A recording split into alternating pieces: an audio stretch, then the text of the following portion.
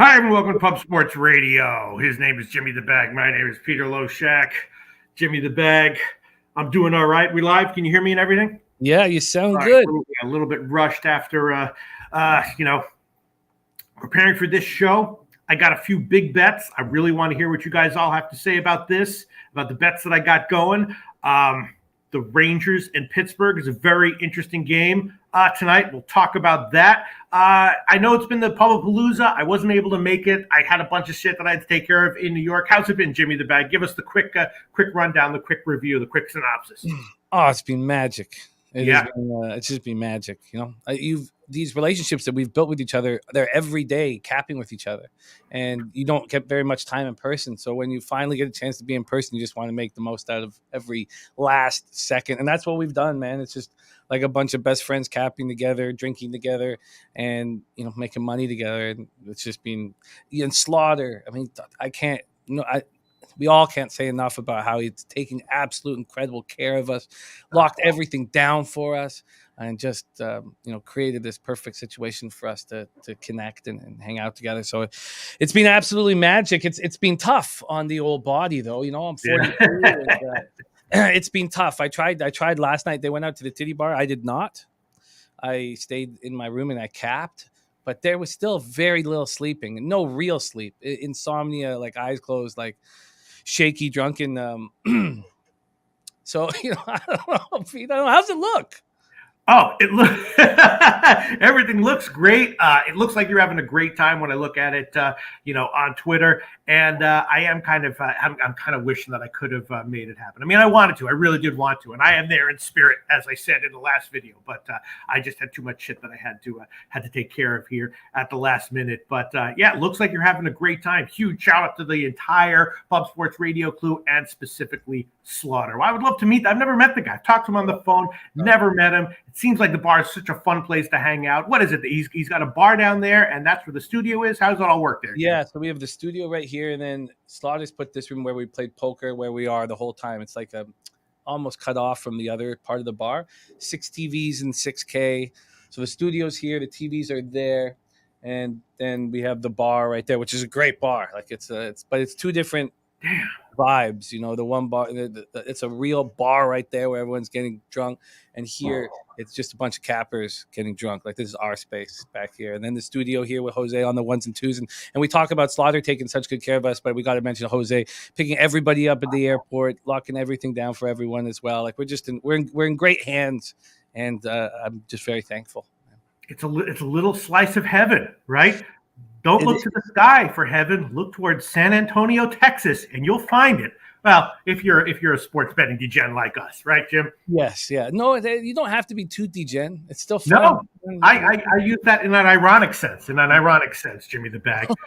Oh man! Well, shout out to all you guys rolling with us. We got Dan Kelly in the houses. I was very surprised at the NBA TV recap show. Greg Anthony said his team was obviously tanking, playing no starters in the last 6 minutes of a close game. Nice to hear these guys be honest. Dan Kelly also has first half Washington money line plus 130. That will be the first look that I will copy and paste here on my worksheet, as I did miss the last Loshak in the Bag show. I was traveling down here. We got Sammy Culmer. So do you know what our young Sammy Culmer has done, Mr. Loshak?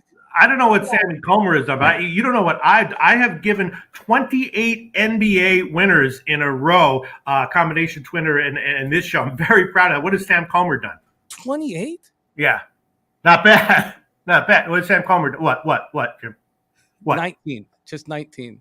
Oh, that's good. Not great, but it's good. Congratulations, Sam. No, I'm just kidding.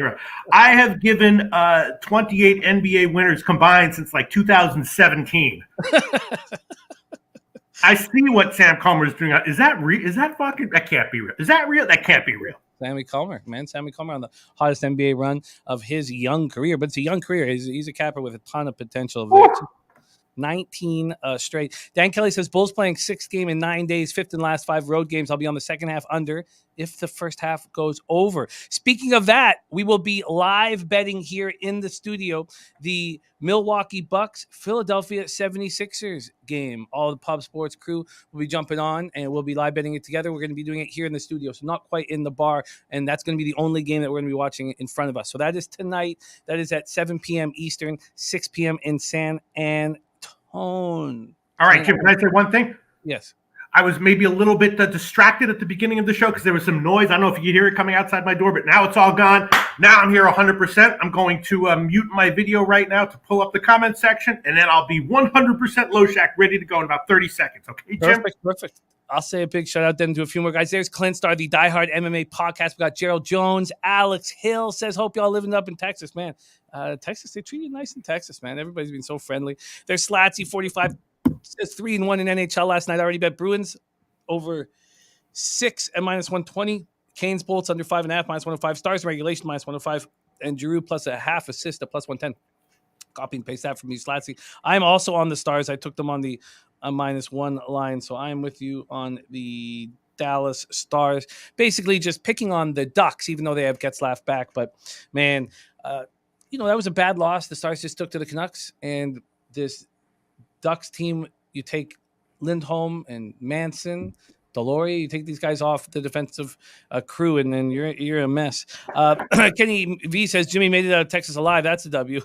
Not even close to being able to claim that yet. I'm still heavily entrenched in Texas. There's Nutflush Allen, man. Shout out to Nutflush Allen. They're such magic. They're such inspiring people. I love them so much. Says, wow, what an unbelievable time at the Pubapalooza event hosted by Slaughter and the crew and Jimmy the Bag, and nothing was possible without Jose.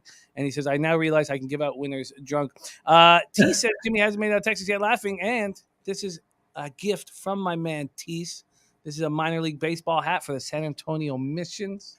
Former bat boy for the Missions right here. Oh, geez. Yeah. Me and my good buddy Fernando Tatis rubbing elbows. Oh, was that all you were rubbing? Unfortunately, I would take that semen right now. Whatever. God! Pete, by the way, when you want the real story of Pubapalooza, you come to call me. Oh, of course. Jimmy's drunken haze might have forgotten details of all, but it's been a time. I mean that question and answer about it, that was all just for show. That was the corporate media, absolutely sanitized version. You got to expand on that. Well, Pete, let me tell you, Jimmy's favorite phrase of the weekend. And Jimmy, I think you know your favorite phrase. Yeah, of course. Would you like to say it, or do you want me to just impersonate you? Well, I switched it because it opened with womb, and it moved to a different word. Well, Pete, he's been drinking heavily. That's what Pete does, and he just keeps repeating, "My womb is so polluted," and he keeps telling himself that he's polluted the whole time. And it's been a time, Pete. Me and Jimmy have gone through the whole emotional ringer. Yeah, we have. We have. We've gone through the happy to see you phase. Yeah. We've gone to the I don't want to see your face for the next 12 hours phase. Yeah. And we're back. Jimmy thought I was still annoyed with him this morning, and it's been a great time. And he said, "No, this is just the way I am." Yeah. He's like, "Just get used to it." Yep. This is just I got this salty pussy on me, and I just get used to it. Yeah. That's what I said. And hopefully inseminated by Fernando Tatis. Nilo, Nutflush Allen, Real Deal, Prime, Gerald Jones, Rem, Mose. Diesel says, "Are you still in San Antonio?" Yeah, man, I'm here. We're gonna head over to Lake Charles in New Orleans for the weekend and shoot up there for a little bit, but we're gonna be here till Saturday.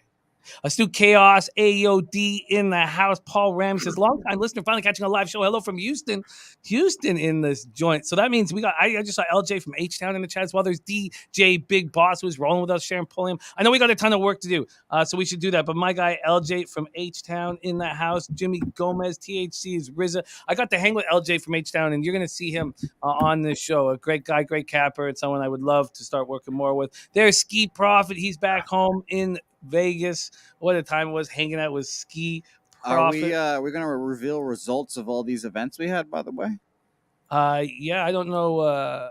I don't know exactly what you speak of. Is there stuff going on that I've forgotten? No. Shout out to Ski for winning the poker tournament. Essentially, Yeah, Ski, Nate Dog, yep, Nasty Nate. yep. So Nasty Nate, And there was one more person. Ski Prophet, I don't and remember. Emilio. Emilio did it. Huh? Emilio had a huge week. Emilio. He cut up that poker tournament. They split it 3 ways.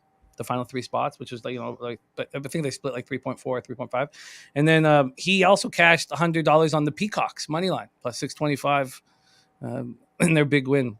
Yeah, and they split the pot, and then Ski, of course, shout out to Rayhan who sponsored the poker tournament. Yeah. You might see this week. He got a large LeBron James bong. However, Ski realized that transporting a large bong of that magnitude through airport security might have been an issue. So, what a time! What a time! What a time! Okay, we got tons of work to do. And Ski Prophet says, "Shout out to Jose. We all owe him a steak now."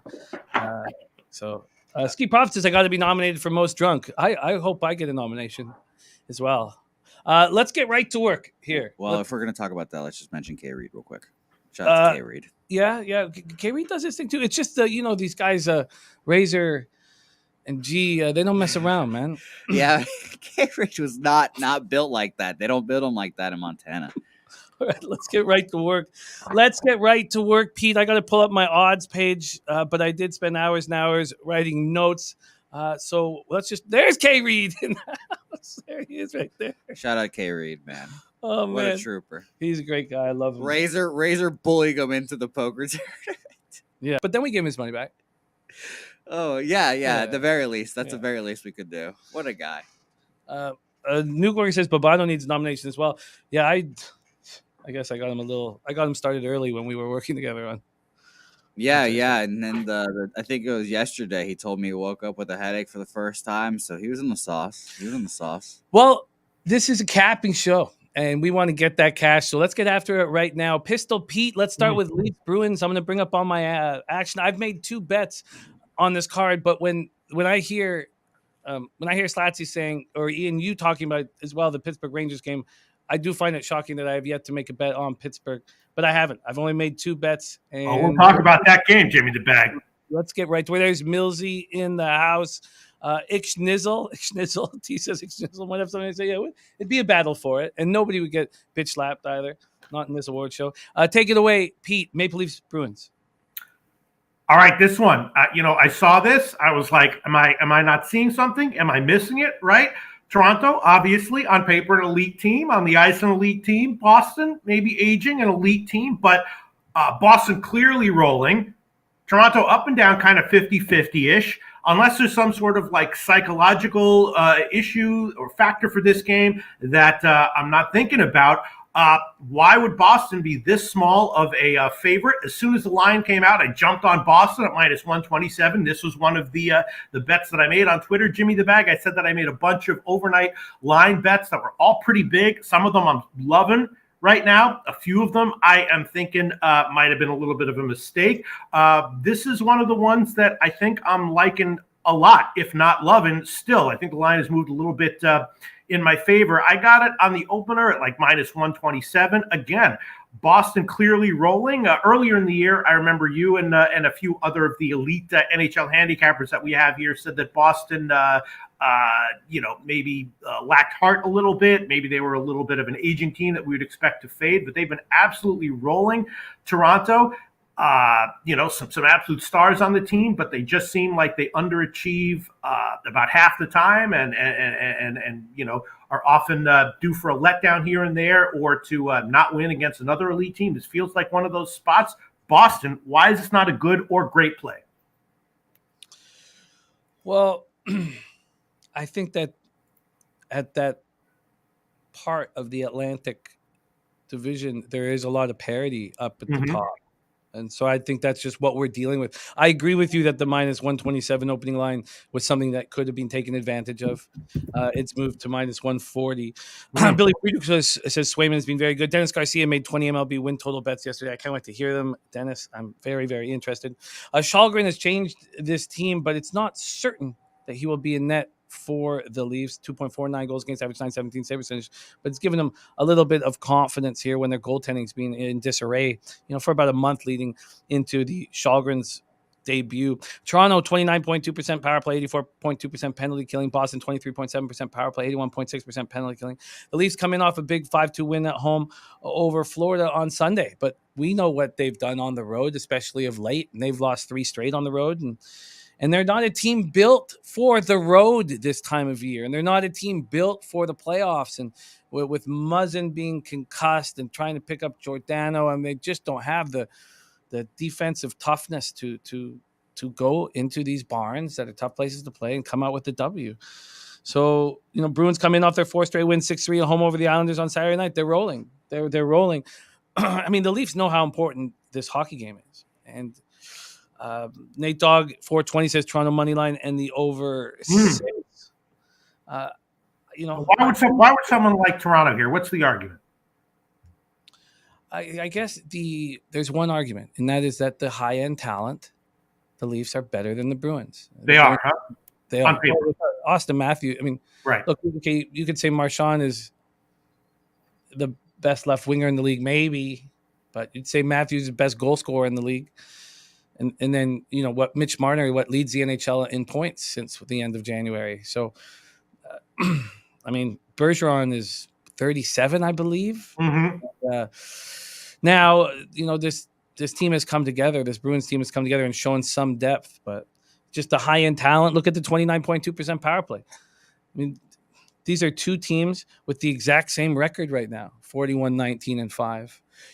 Nobody wants to come fourth, and we don't know if you come fourth in that division who you're going to play, if it's going to be Carolina or Florida. So it's tough. It's a very tough spot. There's just parity in this game. That's all. There's just parity. So yeah. Minus 140. I don't know if I'd want Boston. Right.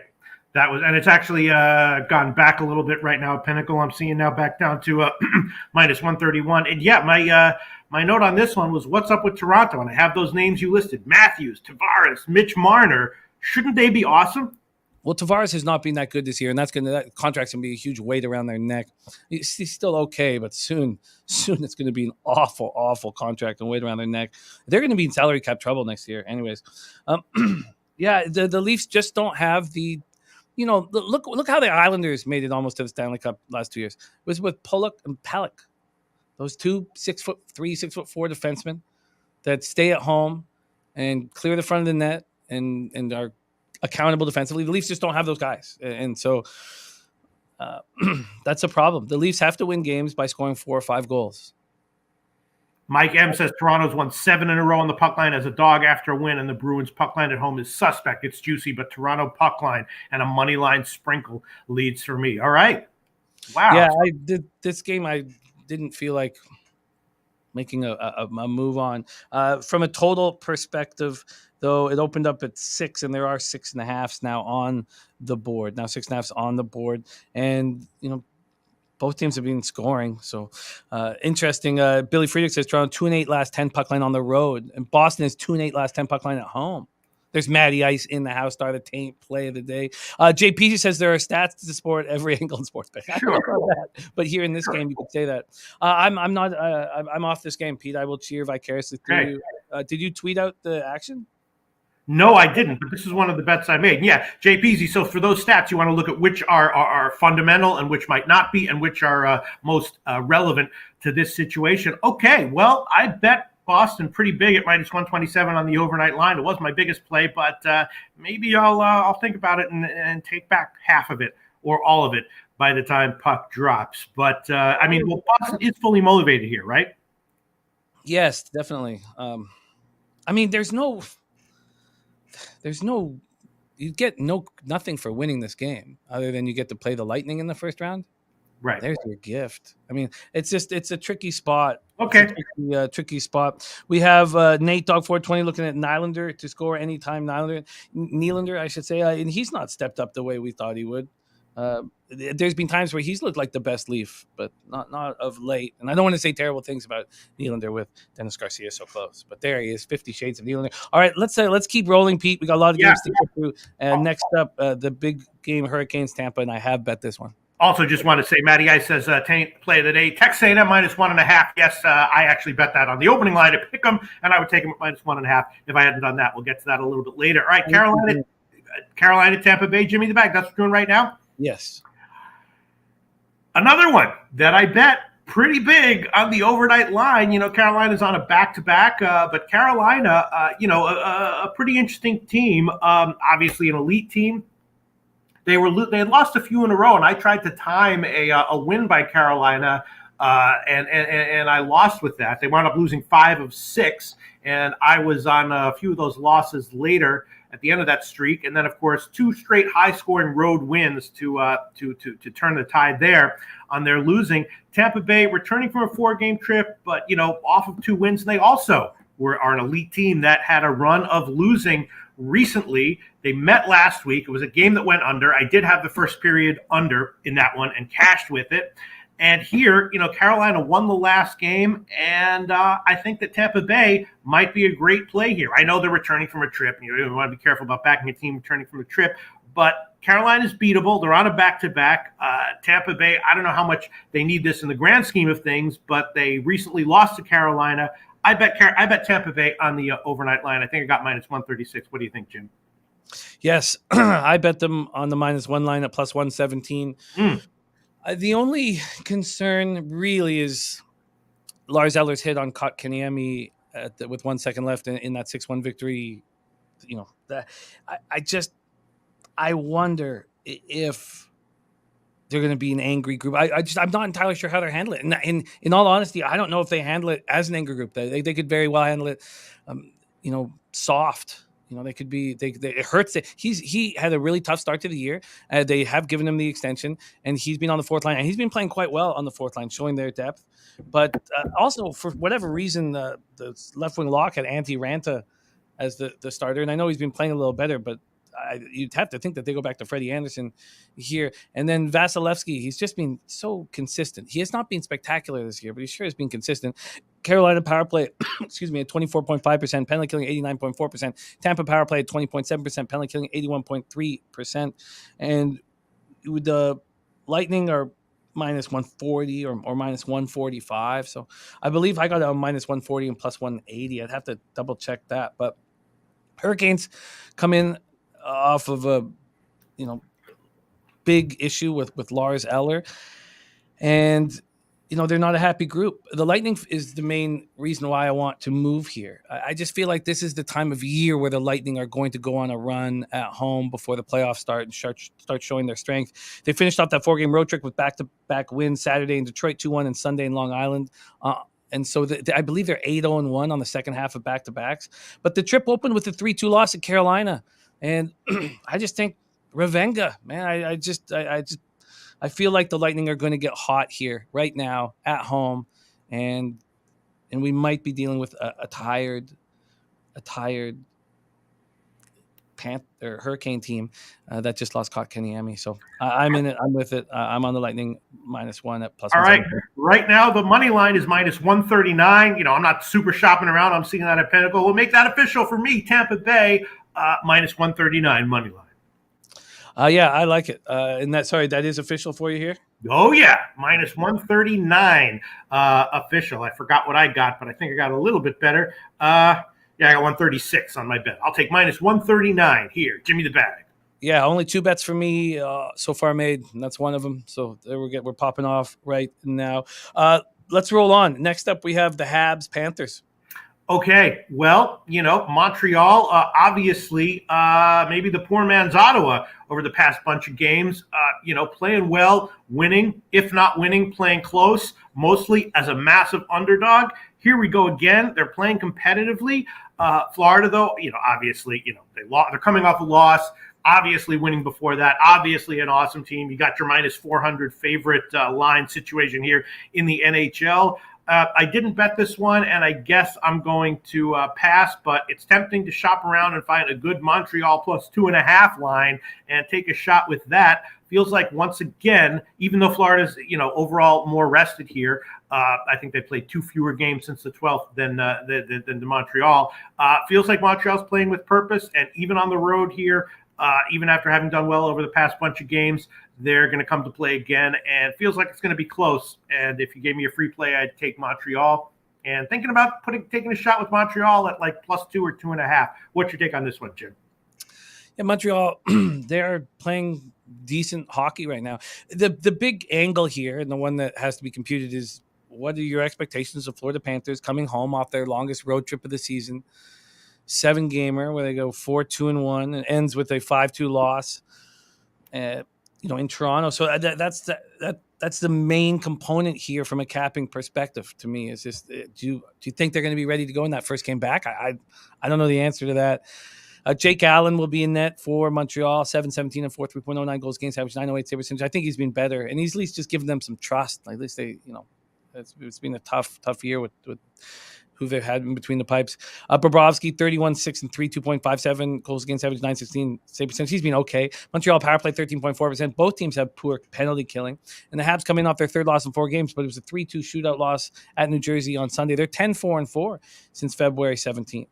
So, the Panthers are a much better hockey team. But I mean, should they be this big of a favorite? Do you have any interest with them at this big of a favorite? I don't. And what's Florida's motivation here? Well, they want to win the division. They want to guarantee home ice. They want to win the conference. They want to because they're going back and forth with the Canes, and they can win. If they can win the conference, then they can guarantee home ice throughout. And they're battling with the Avs too for the best record overall. So there's a lot of motivation there. They have a nice little cushion right now, but it could go away very, very quick. Very, very quick. Fanatical Jim says, I'm taking Montreal money line here. This is the exact spot I liked with the Senators last week. This line is too wide. Mike M says, Habs team total over 2.5 has been smashing, but it just missed last game. Looking at that over tonight as they get back on the horse. Diesel leaning, looking at these first period over here.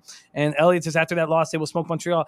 LEV, I don't. The issue I have is just that was a great road trip. And then they lose in Toronto 5-2. I mean, there's no shame in that. I don't know if coming home off a 7-game road trip is really the spot where I'm like, oh, they're going to bounce back. They're an angry group that's going to bounce back from the loss. I don't know. I really don't know. So I find that what would you get on the +2 line? Do you know, Pete? Well, check this out, Jimmy the Bag, and I think I'm going to make this official, right? Montreal, I'm looking right now at Pinnacle right here, +2.5, -129. That means they lose by 2, you get a win. Yeah, I mean it's under that -130 threshold. I just don't know. I saw this before with Ottawa when Ottawa was really playing competitively. They would get their wins, but even when they would lose, it would be kind of close. An OT game, or they lose by 2 or whatever. You feel me? Yeah, I feel you. I mean, and Brian Warner looking at Cole Caulfield over a half point. Yeah, I mean I'm going to make that official, Jimmy the Bag. Current line at Pinnacle, Montreal Canadiens +2.5, -129. If it loses, I'll lose 1.29 units. But I'm feeling all right with my read on today's card and the NHL in general right now. So I'll take Montreal +2.5, -129. Current line at Pinnacle. Billy Friedrich also found Tampa Bay -136 at Bookmaker. So we can make that the official play for me. Yeah, and his +2 is -111. I get it. Real deal saying Florida might get too cute building their chemistry. +111 at Pinnacle. Oh. Yeah. Oh, Montreal. yeah. Oh, okay. Yeah, I'm just saying what Billy has over at Bookmaker. Okay, but +2.5, -129 at Pinnacle. Yeah, you are locked in, and I get it. I get it. I mean, I'm interested in that spot from a total perspective. It feels like 6.5 is a little high for this. In all honesty. I don't. If Montreal gets in a shootout with Florida, they're just simply going to lose. And Jake Allen has been a little better, and I don't know. I wonder if 6.5 is a little high. I hate betting under in the Sunrise, Florida, but would you have any interest in that total, Pete? I don't know, but I've also been doing well in the NHL recently when there's like a huge underdog that I think has a little bit of value.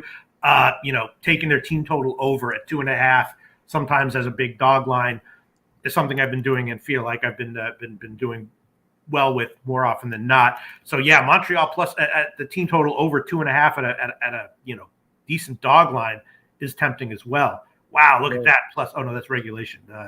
It's plus 129. Man, that is really tempting, Jim. It is. It is.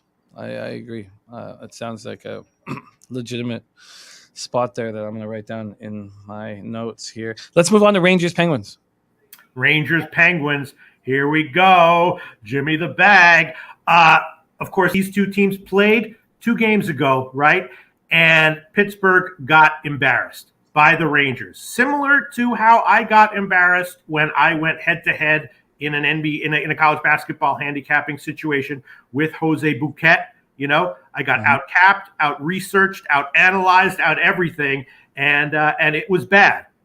That's in my mind, right? So the next time me and Jose Bouquet are going head-to-head on a college basketball handicapping situation, it's going to be a different story. And that's how Pittsburgh feels about this game. I was all over their last game. You know, Pittsburgh looked at that. They were like, all right, we're going to do 2 things after that Rangers game. 1, we're going to put up 10 goals on our next opponent. Not 6, 10. And then 2, when we face the Rangers in our next game, we'll get our revenge. And this is it. Here you go. I pounded Pittsburgh. I got a -1 at plus 100. It's gotten bet up. I definitely had Pittsburgh -1 in their game against Detroit. I didn't have a -8, but I did have a -1. And, I don't love taking a team as a favorite off of an 11-goal win, but it's a special situation. Pittsburgh could lose this one, which is why I didn't go all in. I didn't bet my entire bankroll on them, but I don't think they're going to. One way or another, they're going to find a way to win. I took a healthy shot at Pittsburgh, -1, plus 100. It's gotten bet up about 15 cents since the opening line. That's fine. I'll take them again. Huge Pittsburgh spot here, Jimmy the Bag. Yeah.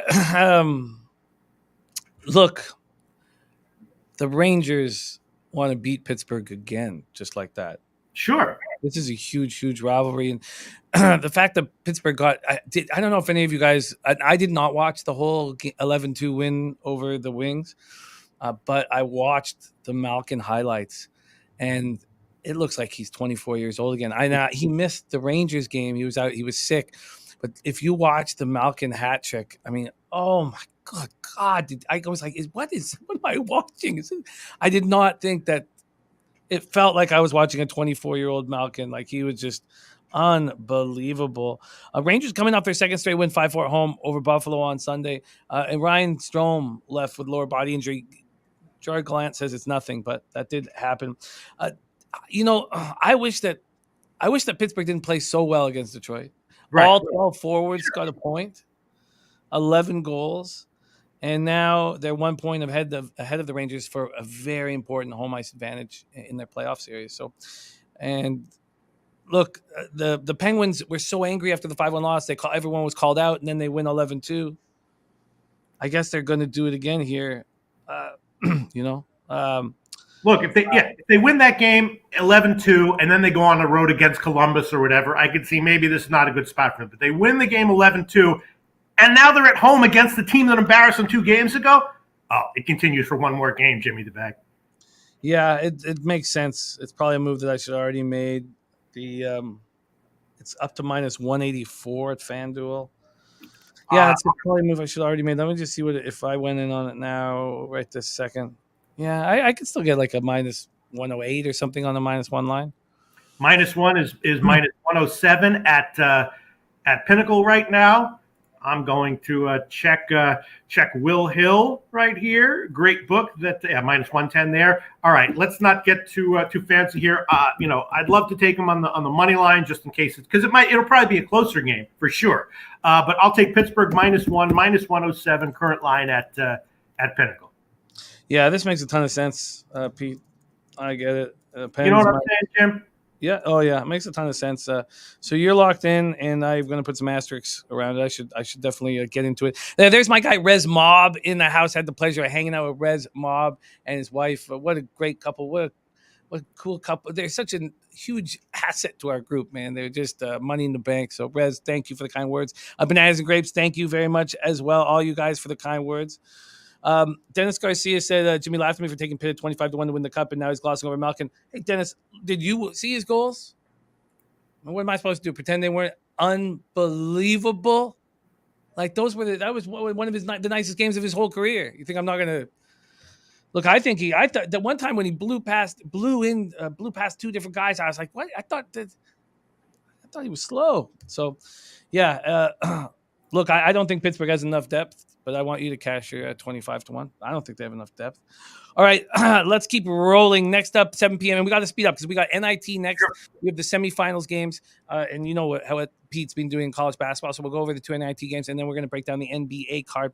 Let's go. New York Islanders 28-27 and 9, 11-14 and 5 on the road at the Columbus Blue Jackets 32-29 and 5, 18-13 and 3 at home at Nationwide Arena in Columbus, Ohio. Take it away, Pete. Islanders Jackets. I hit this one too. First game of a home and home set. Both teams are banged up. I'm leaning Columbus as a dog, and I did bet that one, but I think a little bit more or a lot more. I like the Columbus team total over at 2.5. I bet that one. The Isles kind of did hold down their opponents before their last two games, but it feels like a no-brainer. Columbus as a home dog spot, and the Columbus team total over. Probably a little bit better. Who's in goal for it's going to be Varlamov, right? We expect it's going to be Varlamov, Sorokin hitting the mask. Right. So that's good. That's better if you like the Columbus team total over and the Columbus money line. No-brainer plays there unless someone talks me off of it. I already made the bet on the overnight lines. Columbus team total over. And Columbus as a modest home dog.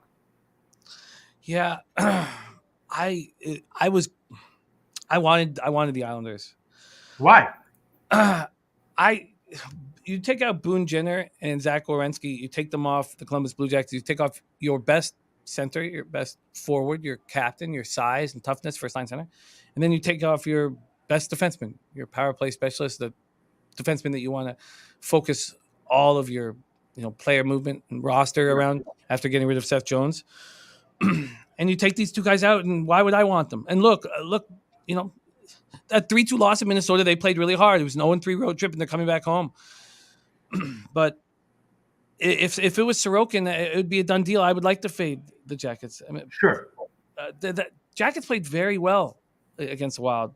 I guess I just don't trust Varlamov. Right. I'm not asking why don't you take the Islanders. I'm asking why don't you like Columbus? Because too many injuries. It's the volume of it's not always it's a quantity over quality thing. Right. The quality of injuries. Right. Yeah. Boone Jenner, they played 7 straight games without him. Now this is the kind of situation though. For those of you who are thinking as well, like maybe do I take the Islanders here? This is the kind of situation where now they come back home and he's got a back injury that we don't have a ton of information on. And it's would you be shocked if Boone Jenner was in the lineup here? Like I would like to get more information on whether or not it's even a possibility, because a lot of times when teams come back from a road trip and they've got someone with an injury like this, they could be in the lineup ready to go. So, makes me there's Ick Schnizzle in the house. I wish you were still here, Ick. Man, wish you was still here, man. This game makes me uncomfortable. Varlamov makes me uncomfortable. It does concern me that the line has moved a little bit in the Islanders' favor. Yeah.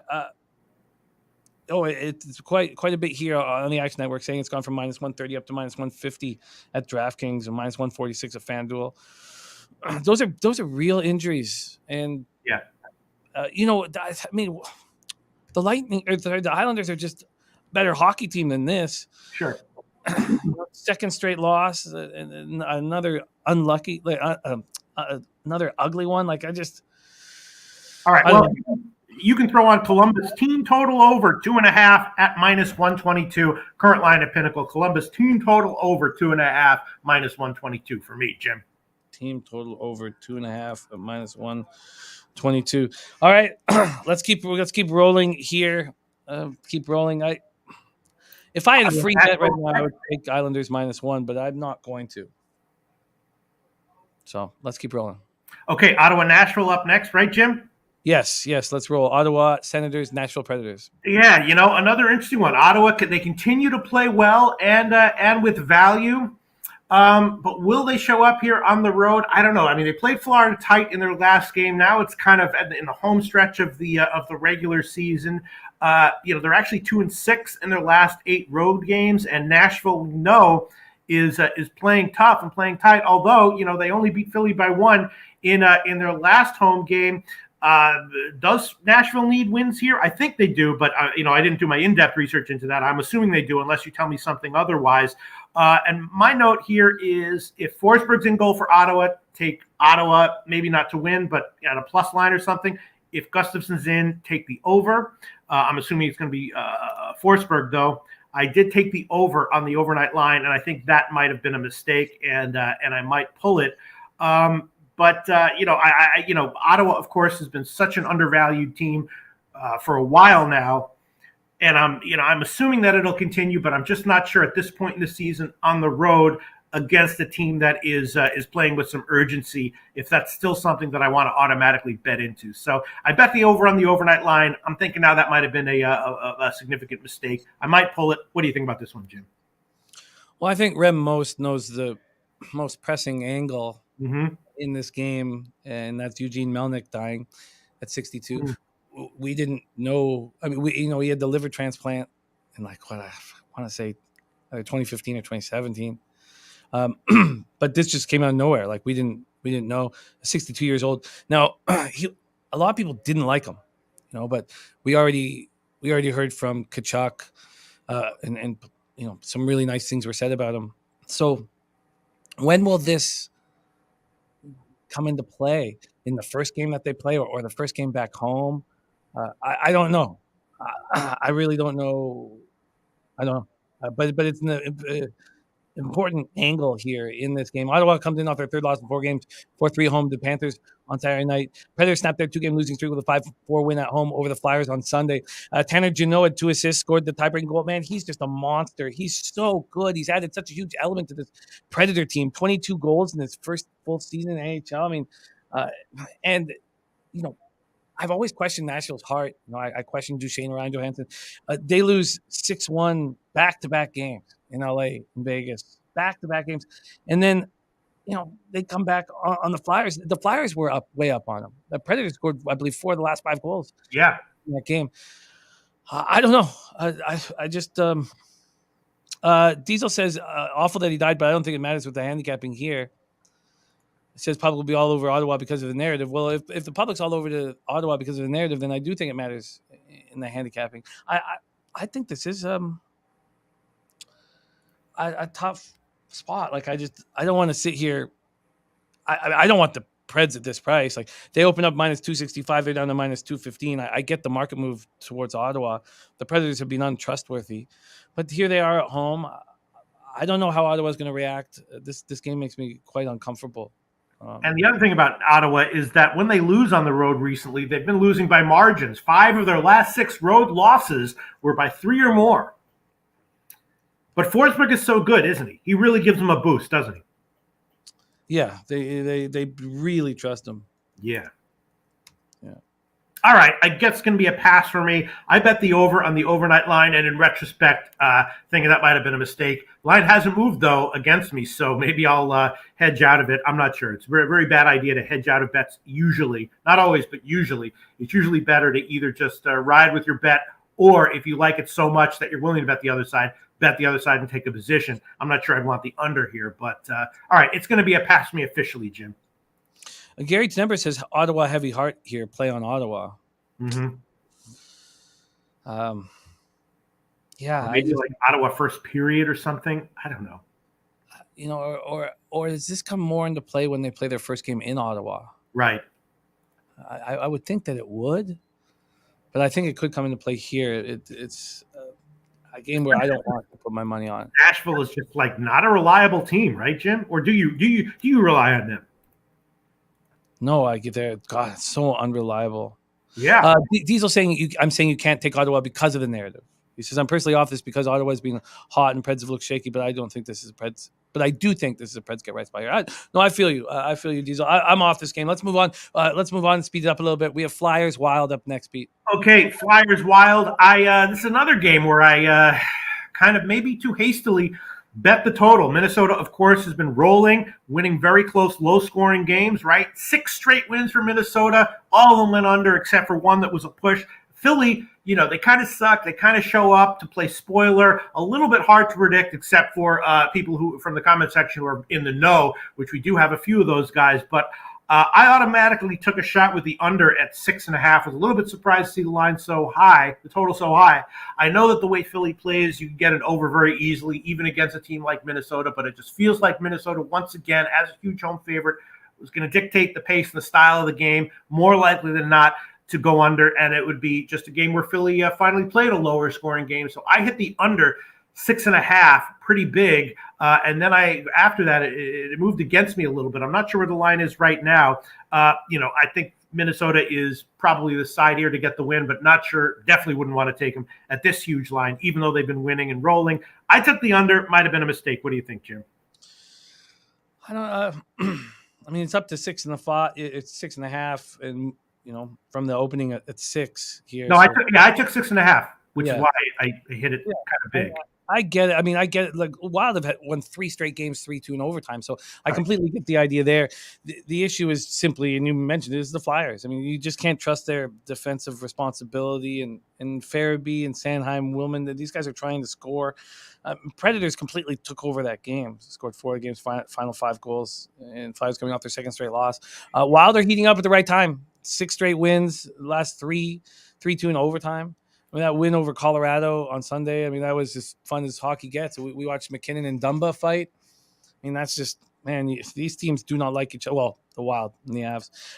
Kaprizov, 4 goals in his last 3 games, 36 goals on the season, 2 shy of the points record held by Marian Gaborik in 07-08. And this Wild team has allowed 9 goals over the past 6 games. And you're going to get a 6.5? And it's because of their style, right, Jim? No? Yeah. Well, they seem to kind of right now. Talbot and Marc-Andre Fleury are giving them good quality goaltending that they can trust and believe in, and I think that's changed a ton for this hockey team. I think it's changed a ton for this hockey team, and but I understand why you went with the 6.5. I mean that I get it. It's I can completely understand. The fear is simply the Philadelphia Flyers. So I mean I wonder if it would be better off with a team total. But I know that when you have such a big dog, we don't want to. You're not going to get much love on a team total. But I'd just be curious to see what I get for the Flyers. Yeah, under 2 at plus money. I don't know. That doesn't sound. Fear is not a word that's in my vocabulary, Jimmy. It's not a word that I use. It's not in my vocabulary. I'm going to take the under 6.5. If it loses, fine, right? Under 6.5 at -180? No, I wouldn't take it. At -120? Yeah, I'll take a shot with it. Let me see. I'm seeing -115 here at my book. Let me just make sure. You seen 115? Refreshed here. Oh God, no! It's moved. It's moved to 6. I was stale. Yeah, so initially, I forgot what I think I got -120 or something like that, and then it moved to the over a little bit, and I was like, "What the hell's out with that?" And now it appears like it's moved that back down a little bit. So yeah, I'm going to take I see -120 at Will Hill here. I'll take that one. The under 6.5 at -120. Billy Friedrich betting the Flyers team total under 2.5 -122. That is -160 at Bet365. So I think it was good that you got in at 6.5. I think that makes sense. I think that was good. Well, it's still 6.5 -120 at Will Hill. I'm seeing right now. So I'll -111 at Bet Online currently. So let's give you that. Really? Wow. -111. Okay. All right. Let's keep rolling, Pete. Next up could be the Western Conference Final. Colorado Avalanche, Calgary Flames. Yeah. This one, a fascinating game. As far as a bet is concerned, I'm kind of at a loss, and it feels like it's going to be a pass for me. Obviously 2 awesome teams, very competitive line. Calgary off of a 9-goal win. Colorado off a loss at Minnesota. If both those things weren't the case, I'd probably be leaning strongly towards Calgary. I believe the line has moved in Calgary's favor. I guess I'd still be leaning that way. I don't love betting against Colorado, especially off a loss. But Jimmy the Bag, how is Colorado continuing to be an elite team with all the injuries, right? Ryan Murray, Landeskog, Byram, they have so many injuries. They continue to be an elite team. If you gave me a free play right now, I guess I would throw it on Calgary. Other than that, my notes are pass. It's a great game, but pass for me as of right now. What's your analysis of this one? Diesel says Avs being shaky on the road versus elite teams. Jay Soul says Flames is the play here, right? I think this game means a lot more to the Flames than it does to the Avs. The Flames want to know that they can beat this team, and Dale Sutter messed with them in that press conference, and I believe Babano was talking about it with me on the show, but he was saying it just for his players to hear when he was talking about any wild card team that goes into Colorado will have a not an enjoyable 8 days. So I'd lean towards the Calgary Flames. I don't care that the Avalanche coming off a loss, 3-2 overtime loss to Minnesota. They've lost 2 of their last 3. I don't think that matters right now. They are going for first place, in the entire league. But them coming off a loss, and when you talk about they've handled they lost Bowen Byram really early, and they got Devon Taves back. And so Devon Taves better than a 19-year-old Bowen Byram right now. They lose Samuel Girard. That's hurt them a little bit, But then they picked up a couple defensemen at the deadline. To try and to balance that loss. But Girard's a great young defenseman, and they're full of him. The real loss is Landeskog. He's just, he's the captain. So that's the big loss for their team. They've handled it okay, and they'll have him back ready to rock for the playoffs. I don't know how this is in the Flames situation. I don't see why. So, yeah, I'm going to move on the Calgary Flames here. I think move on it's scary. And being scared is the primary motivation of my life, a primary thing that I focus on. But Calgary, they lost to Buffalo at home as a minus 400 favorite. And you think maybe that's a little bit of an anomaly. Then their next home game, they lost to San Jose as a minus 300 home favorite. Yeah, but is that just because they didn't care about those games, and against elite team they will step up? Yeah, so a little that they didn't really care that much about those games. Sure, Brian Warner on Calgary money line Kachuk over 1.5. Look at this from Dennis Garcia. Says, imagine Tampa Bay minus 140 against Carolina or Boston minus 145 against Toronto, and here you have Calgary at home laying minus 120ish. The disrespect to the best team in hockey, and he could be right. This could be the best team in hockey right now.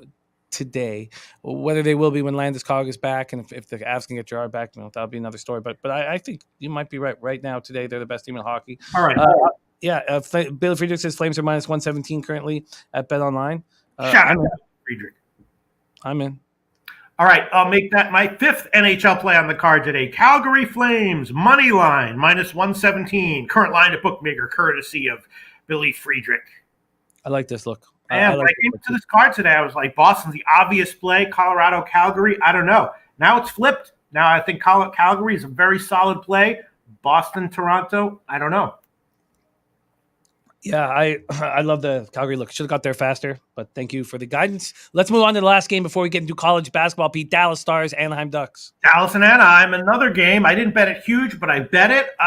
Dallas lost at home to Vancouver in their last game, won 3 in a row before that. And Anaheim, kind of losing game in and game out now, right? They've lost 9 in a row, departures, roster rebuild, all of that. I'm thinking at the very least, I don't know if I want to take Dallas here because they're an unreliable team as well, especially as a road favorite like this. But I think they'll have a big offensive performance here. So I took shots with the over at just 5.5 minus 118. I was a little bit surprised that it was that low. And I took a shot with the Dallas team total over 3.5 plus 120. That's a play that has Nut Flush Allen special written all over it. Dallas team total over 3.5 plus 120. I took both of those on the overnight. Not huge, but quite healthy. What do you think, Jim? Well, I'm with the guys. I'm with everybody here. LJ from H-Town says best bet of the day, Dallas minus 1.5. Mm-hmm. Okay. Anaheim 21 goals allowed last 5 games, 2-16 versus the West since December 29th. My guy LJ Slatsy says Ducks are 0-9 last 9 overall, and the Stars come in after a loss, 1 point out of a playoff spot. This is a must win for Dallas. I'm on them in regulation. Danny Lopez and a couple of different cappers asking about if we think there'll be an offensive game in Calgary, Colorado, coming off a 9-goal game. No. I think that under 6.5 is live in Colorado. I was thinking that way as well. And I might add it on. Yeah, sorry, my voice is a little messed up. Sorry. That's okay. Give me the back. Yes, I think that is that makes a ton of sense here. I do not think I think this is a playoff type hockey game. So I think the under 6.5 or a first period under is something I should look at. I'm going to put some asterisks there. So I don't think there'll be a ton of goals. But let's go back to this Ottinger Gibson spot. We spoke a little bit about it. This is one of the bets I've already made. I got the -1, these Stars, -1 and -102. Let's see what I get them now at. If that's it's gone a little bit in my favor. I get a little bit worse line here. Diesel says anything under -200 is value on Dallas. I'm going to play them in reg or -1 depending on the best line. And LJ from H-Town says I agree. Dallas team total over 3.5. He says I'm on that now. And Diesel says rested road favorite action system play at 64%, 11% ROI. Stars are the play here. Billy Friedrich says will it be Ottinger or Wedgwood? I don't know. I don't. It doesn't matter to me.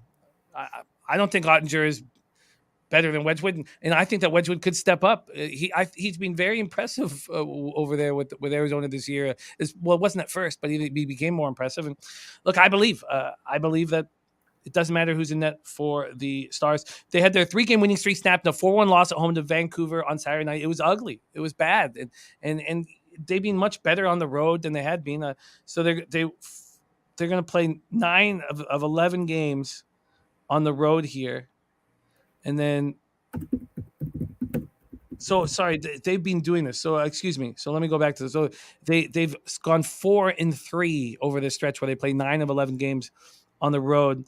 And then 10 of their last 14 games are at home at Dallas. This is a must-win game. I mean, look where they are right now. So with Vegas Knights win over the Blackhawks, the Stars are out of the wild card spot in the Western Conference. Now they have games in hand on these teams, but they must win, and they must win now. And you take Hampus Lindholm and Josh Manson off this Ducks defense.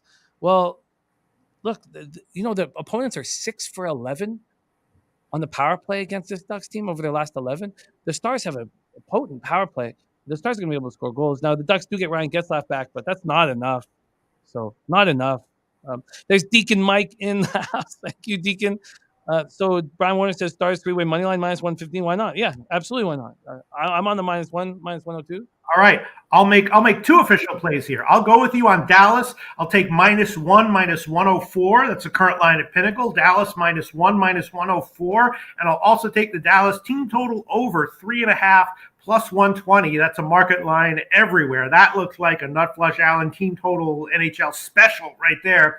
Dallas team total over 3.5 +120. Dallas -1, -104. And I wouldn't be averse to tripling up on this game either, Jimmy the Bag. If you think this is going to be a big Dallas win, why would you not like just the over 5.5 at -120? Dallas puts up 4 or 5. Anaheim probably comes in with 1 or 2 of their own, and you're way over. Yeah, I wonder if Bowness is going to tighten up the ship here with this squad. I think you have to. They don't have Heiskanen in the lineup. Now, he could be back, by the way. He is mono. He's practiced yesterday. But if Heiskanen's back, that's going to help enormously. But, I don't know if Anaheim's going to help. This is the biggest game of the season for the Dallas Stars. Right. So what are they going to snap on D? No, they're going to put up 4 or 5, right? I get it. I completely get why. I don't like betting overs when you got it. I like the 5.5 line. I get that, but with the Ducks not having Lindholm and Manson, they're not going to score enough. They're not going to get the outlet passes. Someone's asking for the -1 calculator. There it is, guys. You just build it yourself. It's not available at Bet365, and I just build it myself. So there's the calculator right there. And Bigger Goo, I was on good behavior yesterday. I don't know if I'm bringing the fire, but if I had have gone to the titty bar, there would be no voice whatsoever. Look, I get why you like the over, Pete. I'm just, I'm more comfortable right now only taking Dallas and only needing Dallas to get this cash. All right. Well, I guess for now, I'll just double up on it. I'll take Dallas -1, -104, and the team total over 3.5 +120. All right, Jim? Beautiful. And I'm already on Dallas -1, -102, and that concludes our NHL action. So let's review NHL action here right now before we get into college basketball NIT semifinals.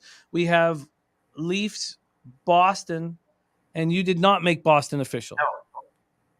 You did not make Boston official. Okay, let's keep rolling. Next up, you made the Tampa Bay Lightning minus 136, an official pick, and I'm already on them -1 at plus 117. Montreal plus team total plus over 2.5. Oh no, Montreal plus 2.5. Plus 2.5 at -129. Yeah. And then I have the team total over 2.5. There's Big Show picks in the house. What up, Big Show, my guy? You moved on the Pens -1 at -107, and I won in. Wine Time Sports, what up, my man? Trump won. What's happening? Rodney Barton. Rodney Barton is with you on the over in Ducks Dallas, by the way. He's with you on that look. Then Columbus team total over 2.5 is a Pistol Pete Loshak look. Yeah, Josh, well, we're done here. We're done NHL now. Senators Nashville, no action for us. Pete's on the under 6.5 and Flyers Minnesota. Calgary is a Pete action for him at -117. I'm going to move on both the under 6.5 and the Flames. So I'm going to add that. And then Pete is doubling up here. Dallas -1, -104. Dallas team total over 3.5, plus 120. And I'm also on Dallas. That is our NHL card for today. Pistol Pete, you ready to get into college basketball? Oh, yeah.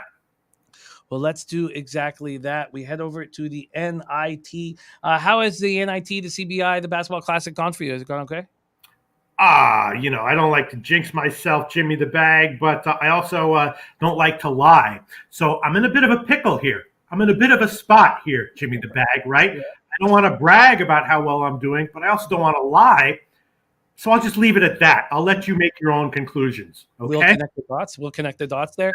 Let's go. NIT semifinal. St. Bonaventure Bonnies 23-9 versus Xavier Musketeers 21-13. We're at Madison Square Garden for both these NIT spots. This one pops off at 7 p.m. Eastern, and both teams have been impressive on their run here, especially the Bonnies beating Colorado at Colorado, beating Oklahoma 70-68, then beating Virginia 52-51. I mean, a very impressive run for these Bonnies. But Xavier here, also no joke. Cleveland State, Florida, and Vanderbilt in their wake.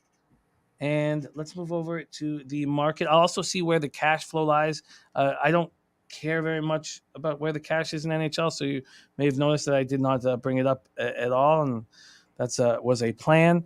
But here, let's just talk about the market movement, and then I'll bring up the cash. We have St. Bonaventure opening up as 1.5-point favorites, and that's where that stands. Nothing changed there. And the total has dropped a little bit from 140.5 down to 139.5 or 139. I'll bring up the cash here in a second, but why don't you set the table for us and tell us what you're thinking, St. Bonaventure, Xavier? I took St. Bonaventure on the opening line. I got -1. I also took a shot with the under on the opening line. I think I got 143 or so. Xavier is, we talked about this extensively, Jimmy the Bag. I did take St. Bonaventure in the game against Virginia. I gave that one out last week. That was a winner. St. Bonaventure, a very quality team. And Xavier, of course, I broke them down extensively in last week's show. They were a team that was completely collapsing down the stretch of the regular season and an auto fade. The coach was it was one of those situations where the fans were like yelling for the coach to be fired and all of that. They were collapsing. They were an auto fade. They were overvalued. Then they replaced the coach, and they had a little bit of a turnaround. Again, I had a huge bet on Cleveland State against them in the NIT, and they and Cleveland State cashed easily. But Xavier did get a win, and then against Florida, they appeared to turn it around a little bit. Xavier isn't the automatic fade now that they were in the stretch of the regular season, but they're still, I think, I think now that they've made it to Madison Square Garden. Maybe they're shot a little bit. Their guard Scruggs is out as well, so that's not great. And if they weren't going up against a quality team with some momentum and motivation, maybe I wouldn't be so eager to fade them. But in light of how well St. Bonaventure is playing, again, I like them against Virginia. I'll take them here. So I think it's a strong play, St. Bonaventure. Again, it's not a lock, which is why I didn't bet my entire bankroll on it. I bet sized appropriately. If Xavier wins outright, good for them, and I'll be willing to eat the loss. But I did take a healthy shot with St. Bonaventure -1 and a smaller but nevertheless healthy shot with the under at 143 on the opening line. But that has gotten bet down a little bit. But I definitely like St. Bonaventure here. Let's see what the current lines are. Yeah, -2 at Pinnacle I'll make that. I'll make St. Bonaventure an official play at whatever the best line is. Right? Yeah, 1.5 at Heritage, minus 125 on the money line, and yeah, all right. You can make that. I can get you straight 1.5 at minus 110. Yeah, sure. We'll take that one. St. Bonaventure minus 1.5, minus 110. You can make that official, Jim. You have it locked in. Bonnie's minus 1.5 at minus 110. And great job getting that 143 all the way down to 139.5. Yeah. It's funny because here I have the tickets. They don't have the cash up for the total, but the tickets are 92% on the over.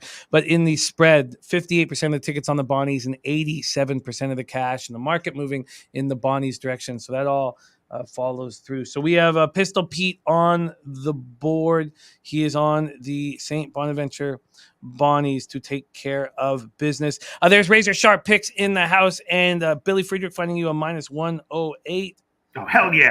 Yeah, I got 142.5 on that over. And, if I didn't have that, I'd probably take a small shot with 139 as well. Chris Brady, it is great to see you. Okay, well, let's roll on to the second spot here on the NIT semifinal slate right now and get this up and popping. Washington State Cougars 22-14 versus the Texas A&M Aggies, which means Pistol Pete Loshak, if we are talking about Texas A&M, that means one thing here. Mm-hmm. One thing. It means this. It means this.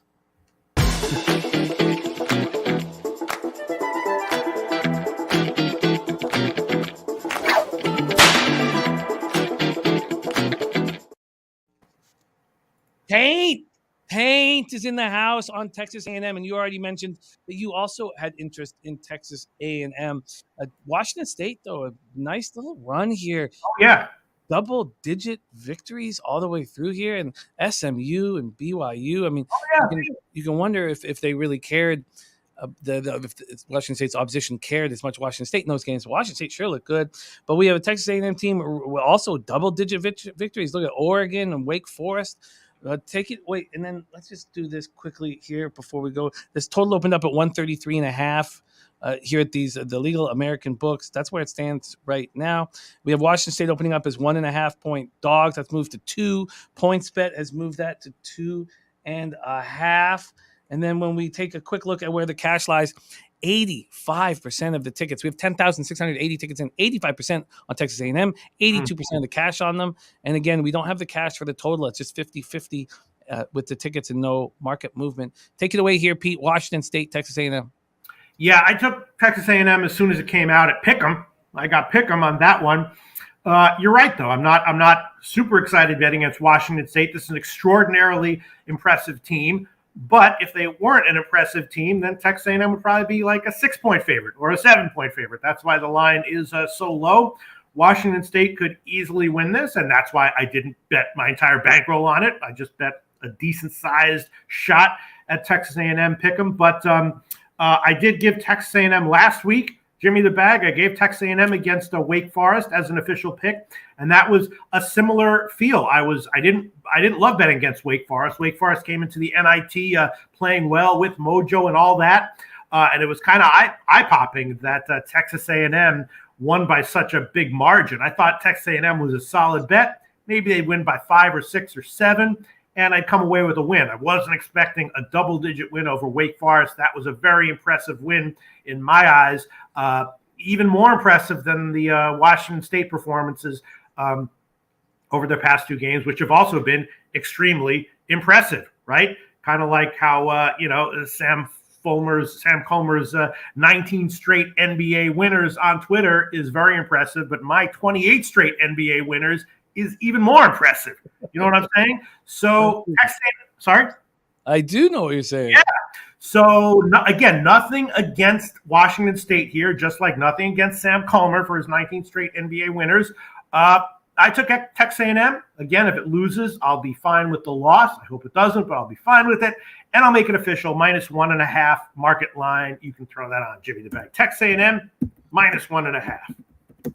I like it. You are in Minus business. 108. Seen that at Pinnacle. Minus 108. Minus 1.5 at minus 108. Riding with Taint. And not only are you riding with Taint, seems you're riding with Ron Crawford, spreadsheet play of the day as well. So you are in a tremendous company. Jose, I've got too many things up here and I'm balancing some stuff. Can you?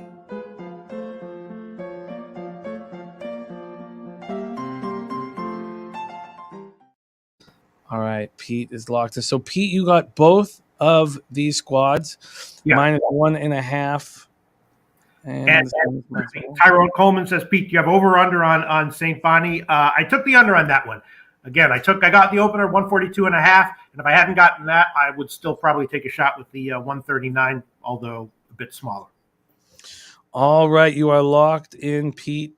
Texas A&M Bananas and Grapes thanking him. I like that. Cab talking about Texas A&M says the first half they come out with full or half court presses and run themselves dry sometimes. Lately that hasn't been a problem, but early on this year they would cash first half for me and then lose the full game. Not bad. Yeah, I might take that and hit the first half as well.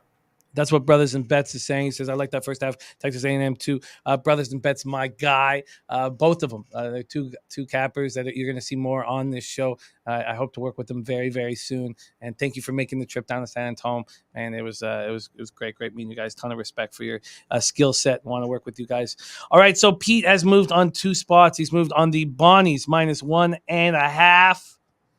And he's moved on the Texas A&M Aggies minus 1.5 and minus 108. All right, we are going to and Matty Ice says Ron Crawford and Taint together. Ron Crawford, Taint, and Pistol Pete Loshak. Man, I like it. Okay. All right, let's move on to NBA. Now, as you know, there's a ton of cappers here, but they had a very late night at the Titty Bar, and we wanted them to rest. On Wednesday and Thursday, they're going to be all over this show. But I was like, you know what? It's the beginning of the week. I'm going to give them a chance to rest. So I said, Pistol Pete and I can do the job. Let's get right to work, Pete. Normally, I this would make me extremely nervous, but I'm looking at this card and I'm thinking, I actually do have a few plays I'm liking, although it's moved in my favor since I analyzed it, which is not great. But yeah, let's talk about it, Jim. Let's get right to work here. We start at 7 p.m. Eastern. Milwaukee Bucks at Philadelphia 76ers. And I will be right here for that basketball game with my man Jose on the 1s and 2s. And there'll be other cappers here. We are going to live bet this game tonight right here in studio at the Southtown 101 Bucks Sixers right here. Wells Fargo Center in Philadelphia, Pennsylvania. So I would like to take extra care and attention to this game. Milwaukee 3-2 over their past 5, fastest team in pace in the NBA over those games, first at 102.60 possessions a game, while Philadelphia 3-2, 15th in pace at 97.70 possessions a game. I really, really want to hear your looks. This is important. This is very important because I will be hammering this game live with the boys, and we want to get that cash, which is, we've been doing. We've had a really successful trip all working together. It doesn't surprise me, but still feels good. And Vipe will be at this game. Vipe will be there. He says, I will be booing the 76ers hard. Giannis over 29.5 points is Jacob Houston's look. Viper's going to be on the Bucks money line. Bruce Hayward took Bucks money line plus 105. Says easy money. Easy money. So I hope that you guys can hang with us. That will all be up. That stream will be up, and you'll see it under Pubapalooza stuff here right when the show's over. So we have 2 dangerous teams coming off of losses. Philadelphia 3-2 over their past 5, 15th in pace at 97.70 possessions a game. Philadelphia opens up as a 4-point favorite, and that drops fast, quickly, brisk, -1 or -1.5, depending on where you shop. And when we go over to the cash flow in this spot, 13,920 tickets in. Sports Insight says there's still line value on the Milwaukee Bucks, but 54% of the tickets are on them and just 30% of the cash. So the big bets are still coming in on the Sixers, which is strange. Then you have 73% of tickets on the over and 91% of cash on the over. 73 and 91, and we didn't see that. Let's go to all markets here and see what this over is. This over is opened at 2. Whoa, jeez. Okay. So they're following the market there. Opened at 226.5 all the way up to 232. Now we got Ski Profit. This is great. Ski says the Bucks not going to put Philly on the free throw line all night.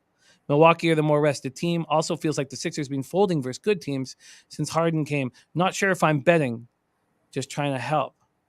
Respect ski, and that's what we need. Oh, and we have an NHL spreadsheet play today. Sorry, let me just copy and paste that. I'm copy and paste that right now. So Pete, two dangerous teams coming off of losses. The Bucks coming off that blowout 127-102 loss on the road against the Grizzlies on Saturday. As Ski saying, a rest advantage. Giannis goes for 30 and 11. Middleton 16 and 5. This is strange. This is as healthy as the Bucks have been all season, yet don't seem to be playing great basketball. Sixers fell 114-104 on the road to the powerhouse Suns. So 37 points, 15 boards for Joel Embiid. And Harden is terrible. He goes 2 for 11, scores 14 points. He says, I've got to take more shots and be more aggressive. But this is the part where everybody read and everybody bet the over because it was Embiid. He said the main cause was we played too slow. He says we got to try and get in transition early. He says we're just playing too slow, no pace. I guess everybody reading into that, and moving this total over 6 points. Big love to Fat Wally. What a pleasure it was getting to hang with him in person. What a guy. Beloved member of our family here. We love you so much, Wally, my guy. But take it away, Pete, because big market moves already in this game, and I'm going to be live betting it with the boys. So can't wait to hear your thoughts. Take it away. Yeah, I guess I was thinking the same as everyone else because I didn't see 226.5, but at 228, I love the over. And Milwaukee, maybe not the full game, but definitely first half and first quarter. It's just, got it written all over it. Milwaukee early.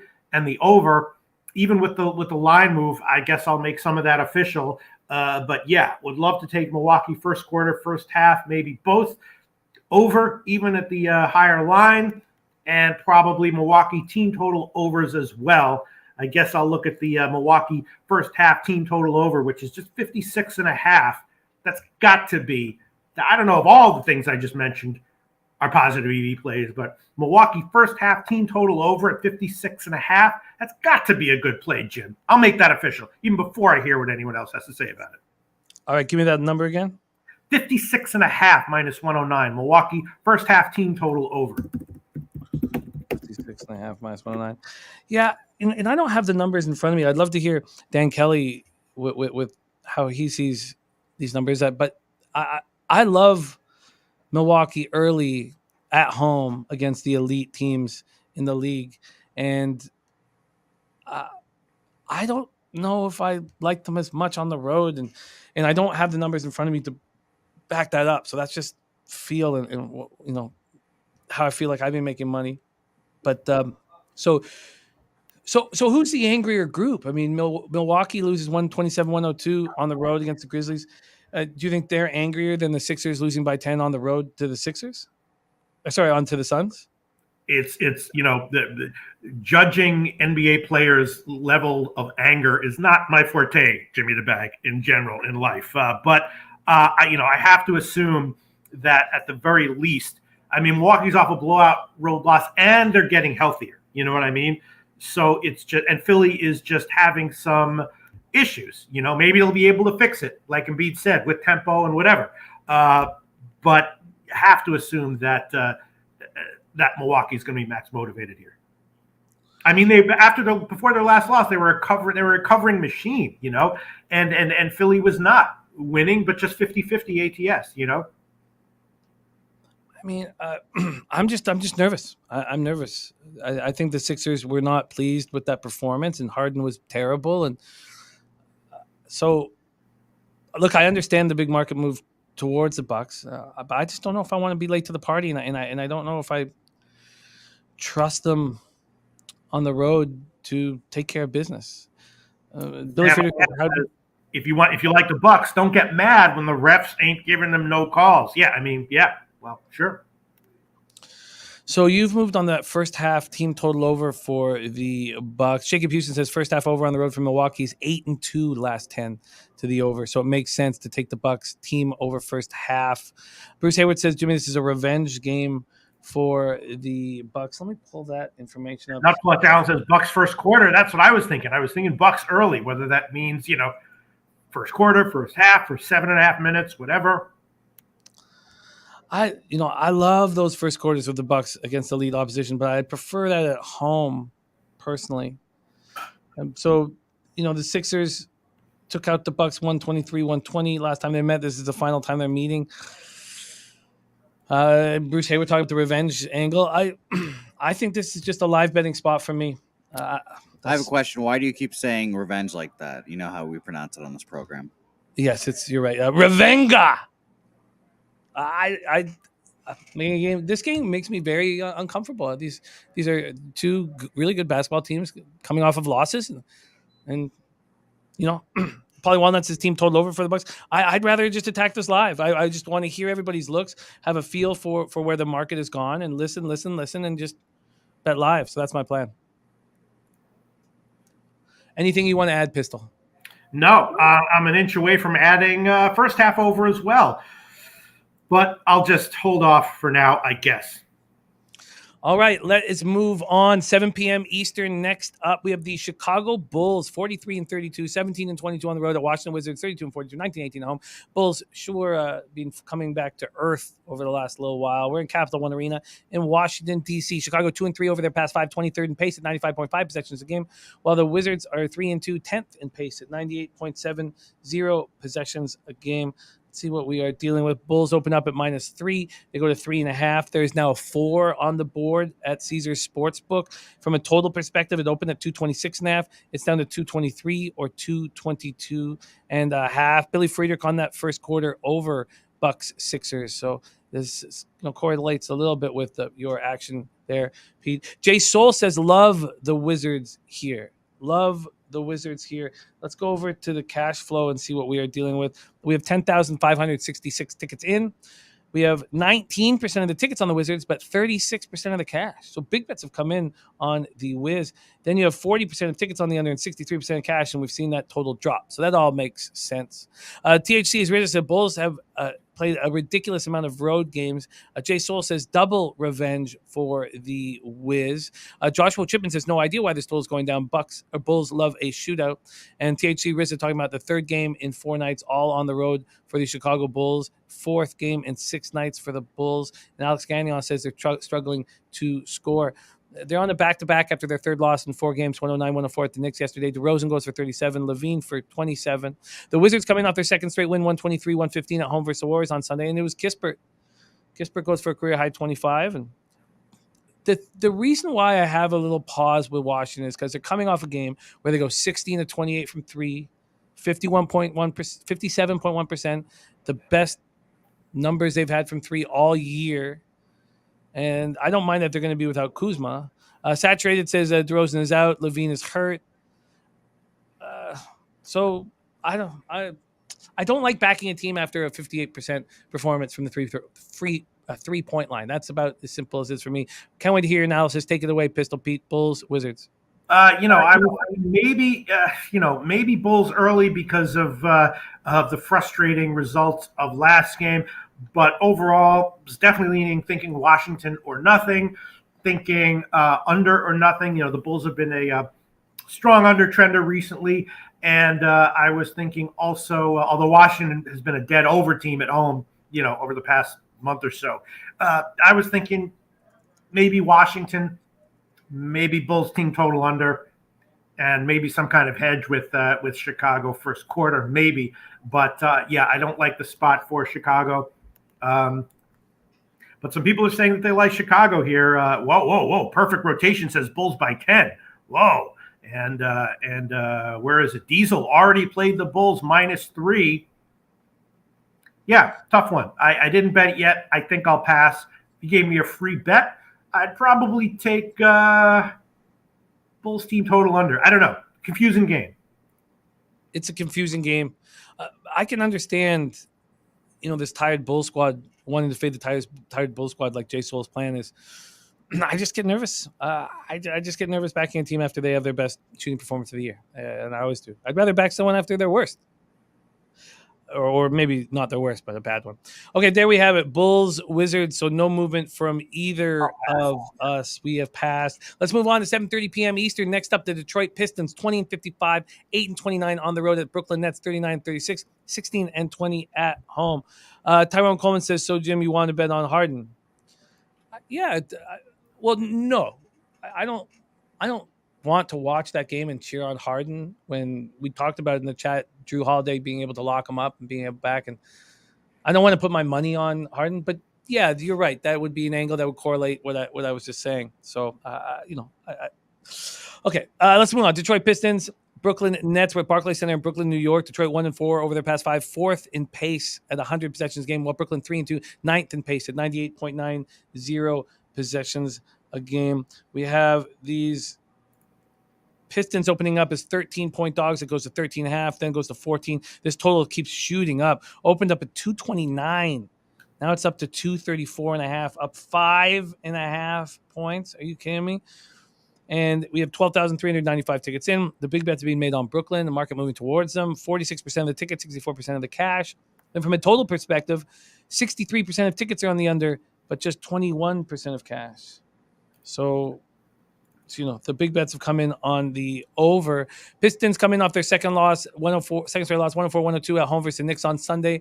And, they're coming back from these huge deficits. And Casey's like, it can't keep happening. It can't keep happening. And he's like, we can't keep digging ourselves into a hole early in games, and we have to scratch and call all night. So it's important to him. Marvin Bagley, season high 27 points. That's his sixth start. And Jeremy Grant out with a strained left calf, so he's not expected to be in the lineup on Tuesday. Jeremy Grant, I don't know if any of you guys know that. Cade Cunningham, another good game, 18 points, averaging 21.6 over his past 12. The Nets coming off their second loss in 3 games, and it was Kyrie's first home game after they lifted the vaccine rules, and he was 6 of 22 from the field, finished with just 16 points. Feels like a bounce back spot for him. Viper says can only lean Pistons at this line, but this is a backwood. Detroit 5-0 against the spread in the last 5 games on the road, while Brooklyn 4-17 against spread in the last 21 games at home. But I guess we can sort of put a line through that as all things have changed now that they have Irving back on the floor. Take it away here, Pete. Pistons, Nets. Yeah, I guess this is going to be a big pass for me, and I'm very happy to see that Sammy Culmer feels the same way. The Nets, obviously, Kyrie's first game back, had, underwhelming letdown written all over it, even if that weren't factoring in that it was a late night flight on a back-to-back that the Nets were dealing with. So the last game was letdown for the Nets written all over it. Here, it's not. I would be all over the Nets, except now they're playing Detroit, who is like basically the Ottawa or Montreal of the NBA. A crappy team straight up, but just an ATS machine, clearly undervalued. So I don't want to bet against either of these teams, and it's just going to have to be a pass for me, I guess. And Alex Gagnon saying Jeremy Grant's not on the injury report. Is that can we back that up at a couple different spots? Because that would be important to know. He has been dealing with this calf strain here for a little while, so would like to hear.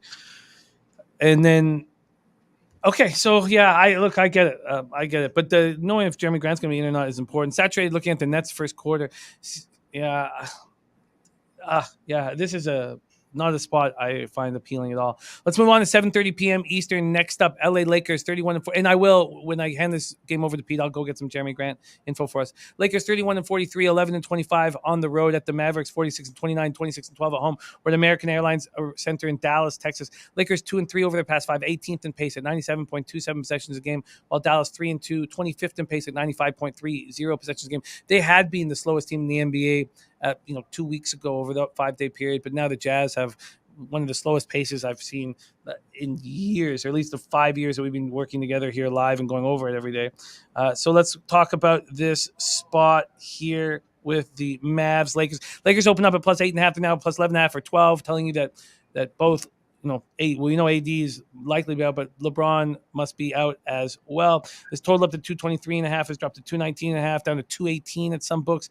And Paulie Walnut says Jeremy Grant out for the season, done for the season. So that's why he's not, I guess, listed there. But yeah, they're all saying he's out for the season. So yeah, okay.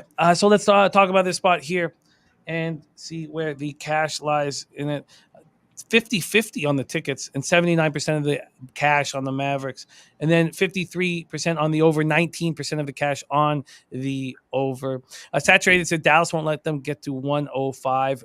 Lakers coming off their second straight loss, 116-108 to the Pelicans on Sunday. James listed as doubtful. Anthony Davis listed as doubtful as well. Mavericks coming off their third loss in 4 games, 114-100 at home to the Jazz on Sunday. That must be win. Sorry, my bad. So they moved a game ahead of the Jazz for that 4th seed in the Western Conference. That means a ton to them. This is an important game still for the Dallas Mavericks. Take it away here, Pete. Lakers, Mavericks. So LeBron's out, right? Yes. LeBron's out. Now you're getting double digits. I'm not saying that I bet it yet, and I'm not saying I'm going to, but the spread is Lakers or nothing. Definitely Lakers or nothing. And I was leaning under as well. I know the total's been getting bet up, but I don't understand why. It makes me nervous. Definitely leaning under. Definitely leaning Lakers. And I was going to give Dallas team total under as an official play here. Also, Jimmy the Bag, I think I am going to give a few other plays on some other NBA games, so we can just do that at the end, right? I won't do it now, right? Absolutely, yeah. Okay. We'll go over LeBron's out, Lakers are nothing, and I was leaning under in light of how Dallas plays. I know they've been playing higher scoring recently. No, sorry, that's the Lakers who've been going over recently. It's Dallas has been continuing to go under, and I'm assuming they'll dictate the pace here. Definitely leaning Lakers plus the points, and I think I'm going to give a Dallas team total under as an official play. I'm going to read what the comment section has to say, though. I get it. We've watched this Lakers team play pretty good basketball when LeBron is out of the lineup, and this all makes sense to me. Malik Monk's got to step up. Carmelo Anthony's got to step up. Joshua Chipman says, I wouldn't touch the under in this game. Lakers going to play no D tonight. Could see 125-98 final. Alex Gagnon says Dallas are no-go, right? No, I'm with Pete here. I think the Lakers will play tough and play hard. And, that was a very, very important game against the Jazz. And even though this is still important for the records, I mean, are they going to be, with no LeBron, with no AD, or are they going to be locked in here? So, Great coming in on the comment section, making me think. Yeah, Patrick Burns, Dallas first half is the play. Astute Chaos says, let's go, Pete. I'm on LA. Dallas first half under 110.5. Perfect rotation. Saturated says Dallas is a first half over team, second half under team, best defense in the league. Jimmy Gomez says, if you think the Lakers, who's going to carry? Well, look, we need. And then THC's Rizzo says Lakers will collapse second half, but probably come out strong. Yeah. So what do you think here, Pete? Are you going to make something official? I don't know. I just want to be clear. But for anyone who might want to try to cancel me in the future, I'm not laughing at Perfect Rotations comment. I'm laughing at something completely else, completely different. Okay, it's just something I'm remembering. It's got nothing to do with Perfect Rotations comment that I was just laughing my ass off. I understand that people are saying that the Lakers won't play any D, but is Dallas going to push the pace though? Dallas is probably just going to not play offense, not play offense, but not play with pace. If the Dallas team, I understand that people are saying, it's going to be a 125-90 win from Dallas. I think I'm going to give the Dallas team total under as an official play. I'll make that. I'll make that official. 115.5 minus 109. Dallas Mavericks team total under. If it loses, that's okay. And for people, longtime viewers of my videos know, or even people who are just watching the last 4 weeks, take my college basketball opinions very seriously. Take my NBA opinions with a grain of salt, but I'll make it official. Dallas team total under 115.5 minus 109. I get it. It's minus 115 at Bet365 right now, but I get it. I completely get why. I think it's a very interesting look. It might be a ass clencher coming down to the wire there, but this is going to be live all the way around. If Dallas is up 30, it's going to be live. If Dallas is in a tight game, then it's that correlates to this going under. So I get it. Team total under 115.5. And what was the juice you got? Minus 109. Current line at Pinnacle. minus 109. There's Trot Wham in the house. Our usual Tuesday guest. He's coming home from Houston today. He had such a great time. We had such a great time hanging out with Wham Bam and his lovely wife, Brittany. Okay, let's move on. We have Pete moving on the Dallas team total under. Let's move on to the Jazz, 10 p.m. And again, we're going to go quickly over these games once more because there's going to be some additions for Pistol here. And let's go. Jazz 45-30, 19-19 on the road at LA Clippers, 36-39, 20-16 at home. We're at Crypto.com Arena in Los Angeles, California. Utah 1-4 over their past 5, 30th in pace. Listen to this, 90.8 possessions a game. So that's the lowest number I've ever written. I've never written a team's pace in the 80s before. And that's how slow the Jazz are going right now. The Clippers 0-5, 26th in pace at 94.63 possessions a game over their past 5. The Jazz open up at minus 1.5. There are ones on the board right now. This total opening up at 214.5 has gone up to 217 or 217 and a half. When we go over to the money, 69% of the tickets on the Jazz, 93% of the cash, and the market not moving towards them. Then for the total, we have 80% of the tickets on the over. We don't know where the cash lies at this point. These are just two losing teams of late. But, and this is a big but, both teams losing, and we'll compare that, but Utah is beaten up on the Clippers so far this year. They've won in their 2 games against Clippers by an average of 25 points. 25 points. So they just kicked the Clippers so far this year. Jazz coming off their 4 straight loss, 114-100 at the Mavs on Sunday. And Donovan Mitchell with a right ankle injury. He's not on the injury report, but he says it's bothering him. 32 minutes, had just 12 points on 4 of 13 shooting. He had averaged over 30 for the 8 previous games. Rudy Gobert, dealing with the leg injury. Bogdanovich has missed 8 straight games, and he's got a calf injury. He's questionable.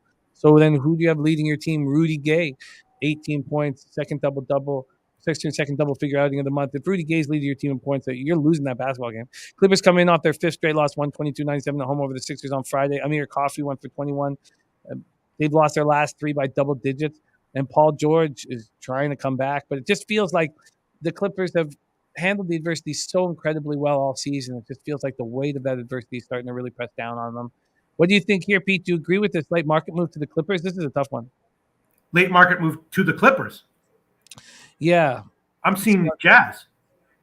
I have here that the Jazz opened up at minus 1.5 here. This is just with all the legal American books, and they're down to 1 almost solely across the board. Oh, yeah, because last night when I capped this game, I saw Clippers minus 1. Oh, wow. Okay. All right. And now they're back. I thought that, 2 struggling teams. Question is which team is going to, bounce back here. And I thought is Donovan Mitchell, is he out for Utah? No, he's not even on the injury. As of last night, he wasn't even on the injury report. So, but he's dealing with the right ankle injury. I thought this was a clear, obvious Clippers spot. Again, not a lock, but something that was worth, a bet as a 55% proposition maybe. Little bit confused about why the line has moved in Utah's favor since I saw it. Okay. Which is Clippers minus 1. I think I might give Clippers anyway, though. Got to be liking Clippers. Utah has blown out the Clippers both times they met this year, which is why I like the Clippers in this one. You know what I'm saying? Mm-hmm. Again, NBA is not my forte, but I'm thinking Clippers has got to be the spot here. Seems like people are on both sides in the comments section. Jay Peasy likes the Clippers. Tyrone Coleman likes under. I was thinking that as well, but then also I looked at it. It was 216. Now it's up to 218. So I don't understand that movement either, unless that's some kind of misdirection by the sharps with the whale bankrolls. Jay Peasy likes the Clippers. THC is RZA likes the Clippers. Diesel screams trap line. I assume he says that he's meaning that trying to beg you to take the Jazz here. Ron Crawford likes the Clippers. Gerald Jones likes Utah. I think I'm going to take the Clippers. The comment section seems roughly split here. I would, if I had a free bet, I would take the Clippers too. But Jay Soul's right about this. He says, I would usually fade the team on their last game of a long road trip, but this has been a terrible one for the Jazz. They will be motivated to win their last game on the road. Sure. Rodney Morton says, definitely the Jazz night. We'll see what happens. I see this as like look, the Jazz have destroyed this Clipper squad here. That's got to come in. And Paul George is officially out, Pete. He will not be in. Oh, so that's probably why then it went back the other way. Yeah. Yeah. Yeah, that would be the answer here. So the Jazz beat the Clippers 124-103, followed that up with a 121-92 victory. And both those games were in Salt Lake City. Right. So it'd be Clippers or nothing. Ski Prophet says 3 days rest compared to 1. Yeah, I mean, Trotwham says I like the Clippers today too, Pete. I mean, again, not a lock. Is it a 53% proposition? I could be wrong, but that's what I think. Maybe 54% or so. I like the Clippers here. All right, I will take. I'm seeing plus 101 on the money line at Pinnacle, but plus 1.5 minus 107. Maybe the Jazz will win by 1. So I'll take the Clippers plus 1.5 minus 107. Clippers plus 1.5 minus 107 locked in for Pistol Pete Loshak. There's Chief in the house. Happy Tuesday to all you guys. I'm here at the Southtown 101, the headquarters for Pub Sports Radio. Let's review this NBA card because you said there may be additions. You moved on the Milwaukee first half team total over 56.5 at minus 109. Again, that will be our live bet game tonight here live in the studio at Pub Sports Radio. So roll with us on that. Bucks, Sixers. Pete, did you want to add anything to that? I was thinking about adding just like the first half over at 113.5, you know. I know it's like a super obvious thing to do. You know, Milwaukee plays a fast pace and the Sixers are like, we need to speed up the pace. And it might not happen in the first quarter. At some point, though, I think they're just going to start, ramping up the scoring. I'd love to take Milwaukee. I know that Nutflush Allen likes Milwaukee first quarter. I would love to take them, but I'll hold off. But at some point, this is going to turn into a relatively fast-paced offensive game. No, am I reading this wrong? No, you're reading it right. I agree. All right, I'll take the first half over. I'm seeing 113.5. I should probably take the full game over also, but I'm seeing I don't want to double up. 113.5 minus 107. Seeing that at Pinnacle, we'll double up on that one. Although I think I definitely like the Milwaukee first half team total over a lot more. But we'll take first them half over 113.5. And what was the juice? minus 107. Minus 107 locked in for Pistol Pete Loshak. Bulls Wizards. Ugly stuff here. Did you want to move on it? I was thinking about taking Bulls team total under. Is that how stupid is that? I don't think that's stupid at all. No? I mean, we expect them to have heavy legs here shortly, and Levine dealing with banged up. Washington has been such a dead over team though at home though, but yeah, all right. There's been a bunch of NBA plays, Jim, that I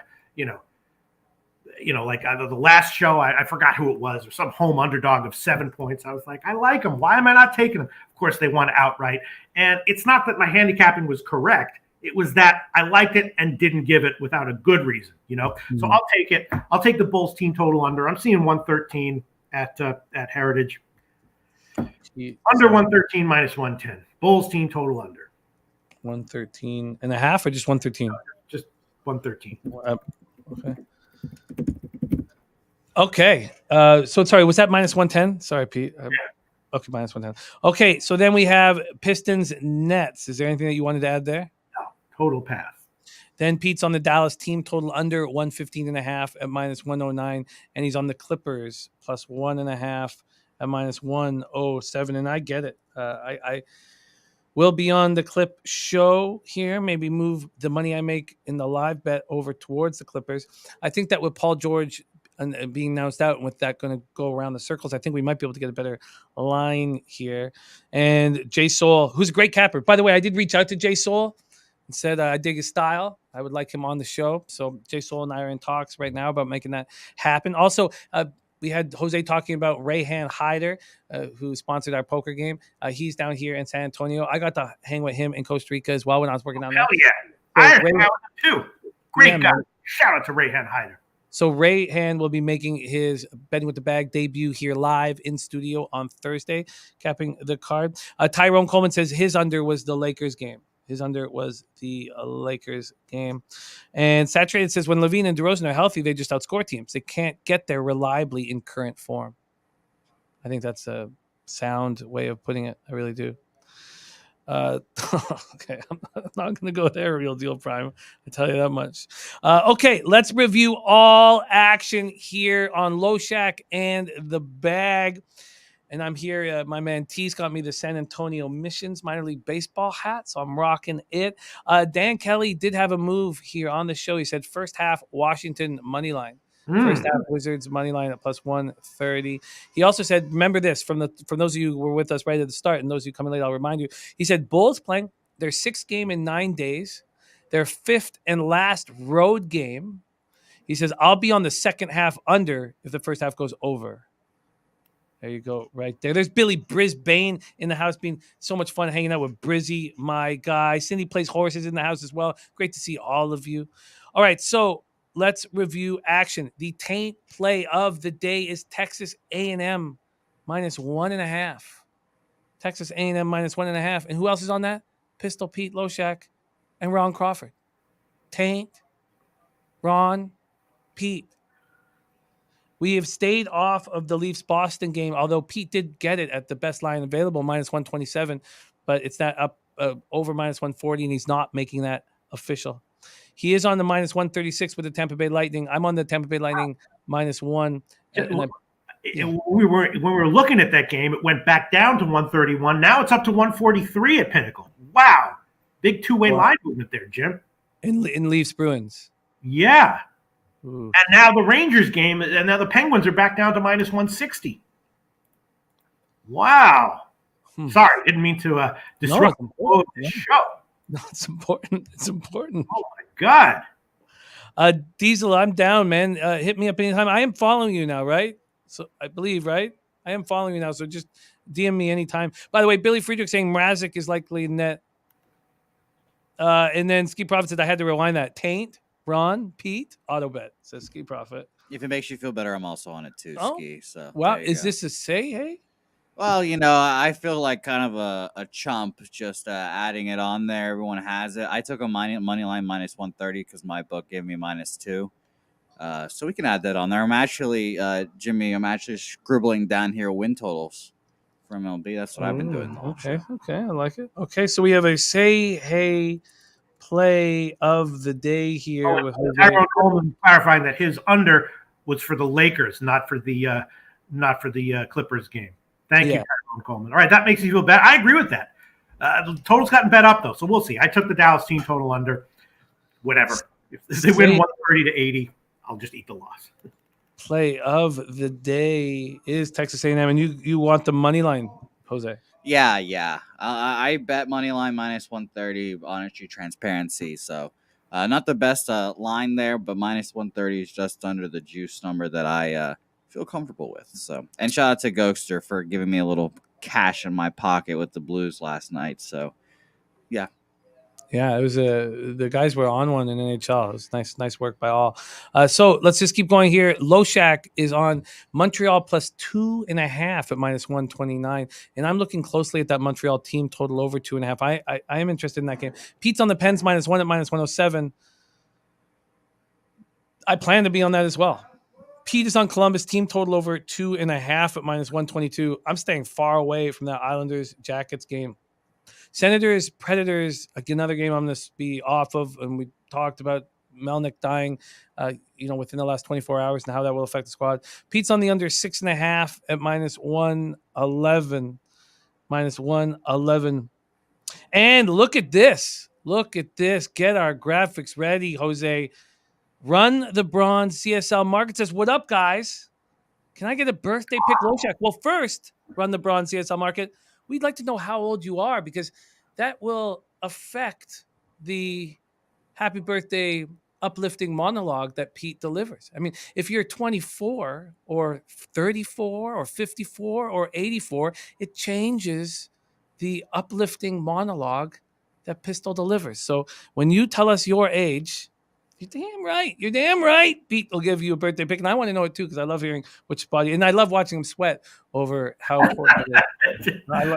Although technically true wisdom is equally applicable to any age, because as we know, absolutely Hmm. doesn't exist. Time is just relative, Jimmy the Bag. But You're right. Nuggets. You're right. Nuggets. You're right. You're right.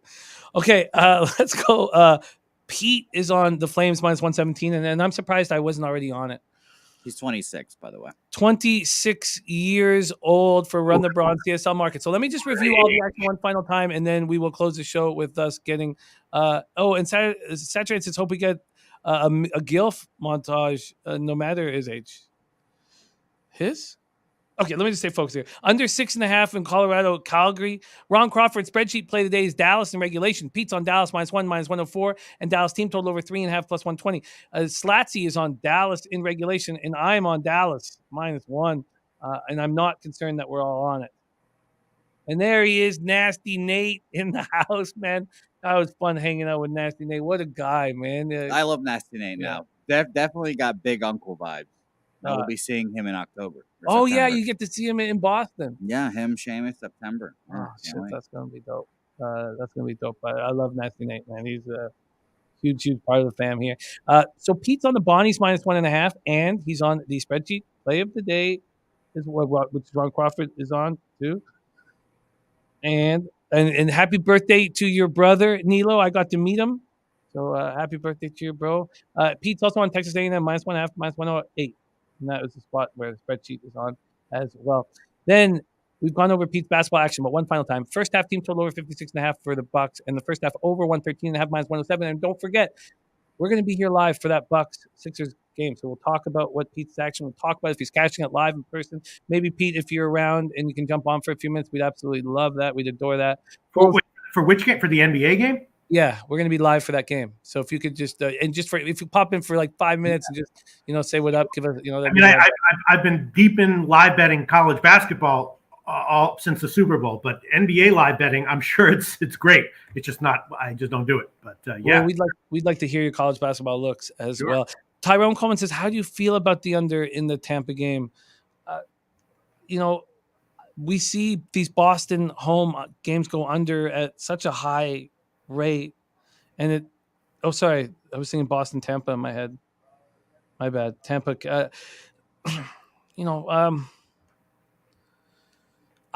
Carolina is not scoring right now.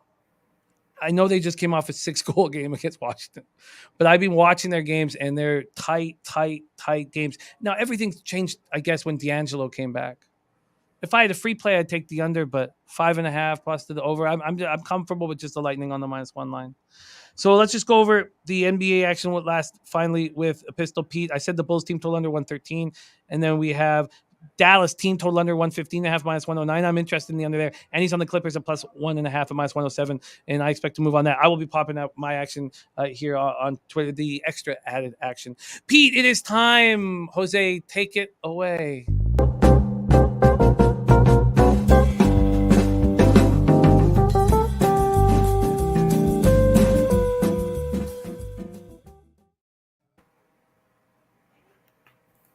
Okay.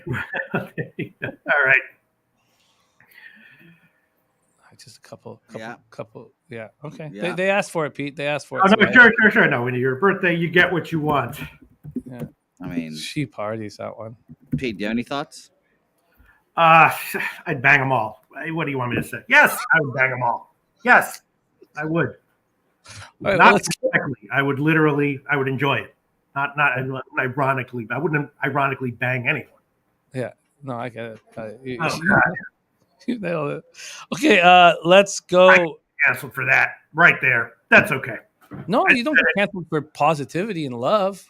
Right. That's what you said. You just want. Someone's gotta love these chicks. Yeah, I mean, what do you think? Banging was too harsh? Should you have said, "I would like to make love to all of these women"? Would that have been better? You can get canceled for positivity and love if it can be twisted around to make it, seem like it wasn't actually positivity and love. But that's we know how you work, man. Pistol Pete, it is now time for before the pick. Just a message to Run the Bronze CSL Market, who's turning 26 today. Run the Bronze CSL Market. Happy birthday, 26 years old. God, try to appreciate every living moment. I know it's hard. I know I can't. How would we appreciate every living moment? Like, what is that? What is the definition of a moment? Like, everything is either in the past or in the future, even if it's just like a half second in the past or future. What does moment mean? I don't know, but you know what I'm trying to say here. Try to appreciate the moment as best you can. And the best advice I can give you is don't be a perfectionist about all this shit. Just do your best. Try to be an excellentist, but don't be a perfectionist. That's one of the most important things in life to remember. The pressure's on when it comes to birthday picks. Happy birthday to you. Run the Bronze CSL Market. Jimmy the Bag, a little bit of advice. I was thinking about maybe giving the first ever parlay as a birthday pick, since there's so many plays that I'm kind of liking today. What do you think about that, Jimmy the Bag? Whoa, I think that it piqued people's interest because we've never heard you say that before. Yeah, there's a lot of plays I'm liking. I'm thinking maybe I could give a huge parlay here. Tampa Bay, I'm liking. Pittsburgh, I'm liking. Calgary, I'm liking. Dallas, I'm liking it, but it just big road favorites like that makes me nervous. But the team total over, I'm definitely liking. Texas A&M, of course, I'm liking. St. Bonaventure, I'm liking, but not necessarily enough to put in a parlay. Milwaukee first half team total over, I'm liking, but I would never use any of my NBA picks in a parlay. But I'm liking it. Why don't we do that? What the hell? We'll make a little parlay for the birthday pick for here. Run the Bronze CSL Market, right? A little special thing. What do you think, Jim? I like it. I mean, then you can put down a little less and bring back a little more. Yeah, no, it'll be a full unit birthday pick. Tampa Bay is in a good spot tonight, aren't they, Jim?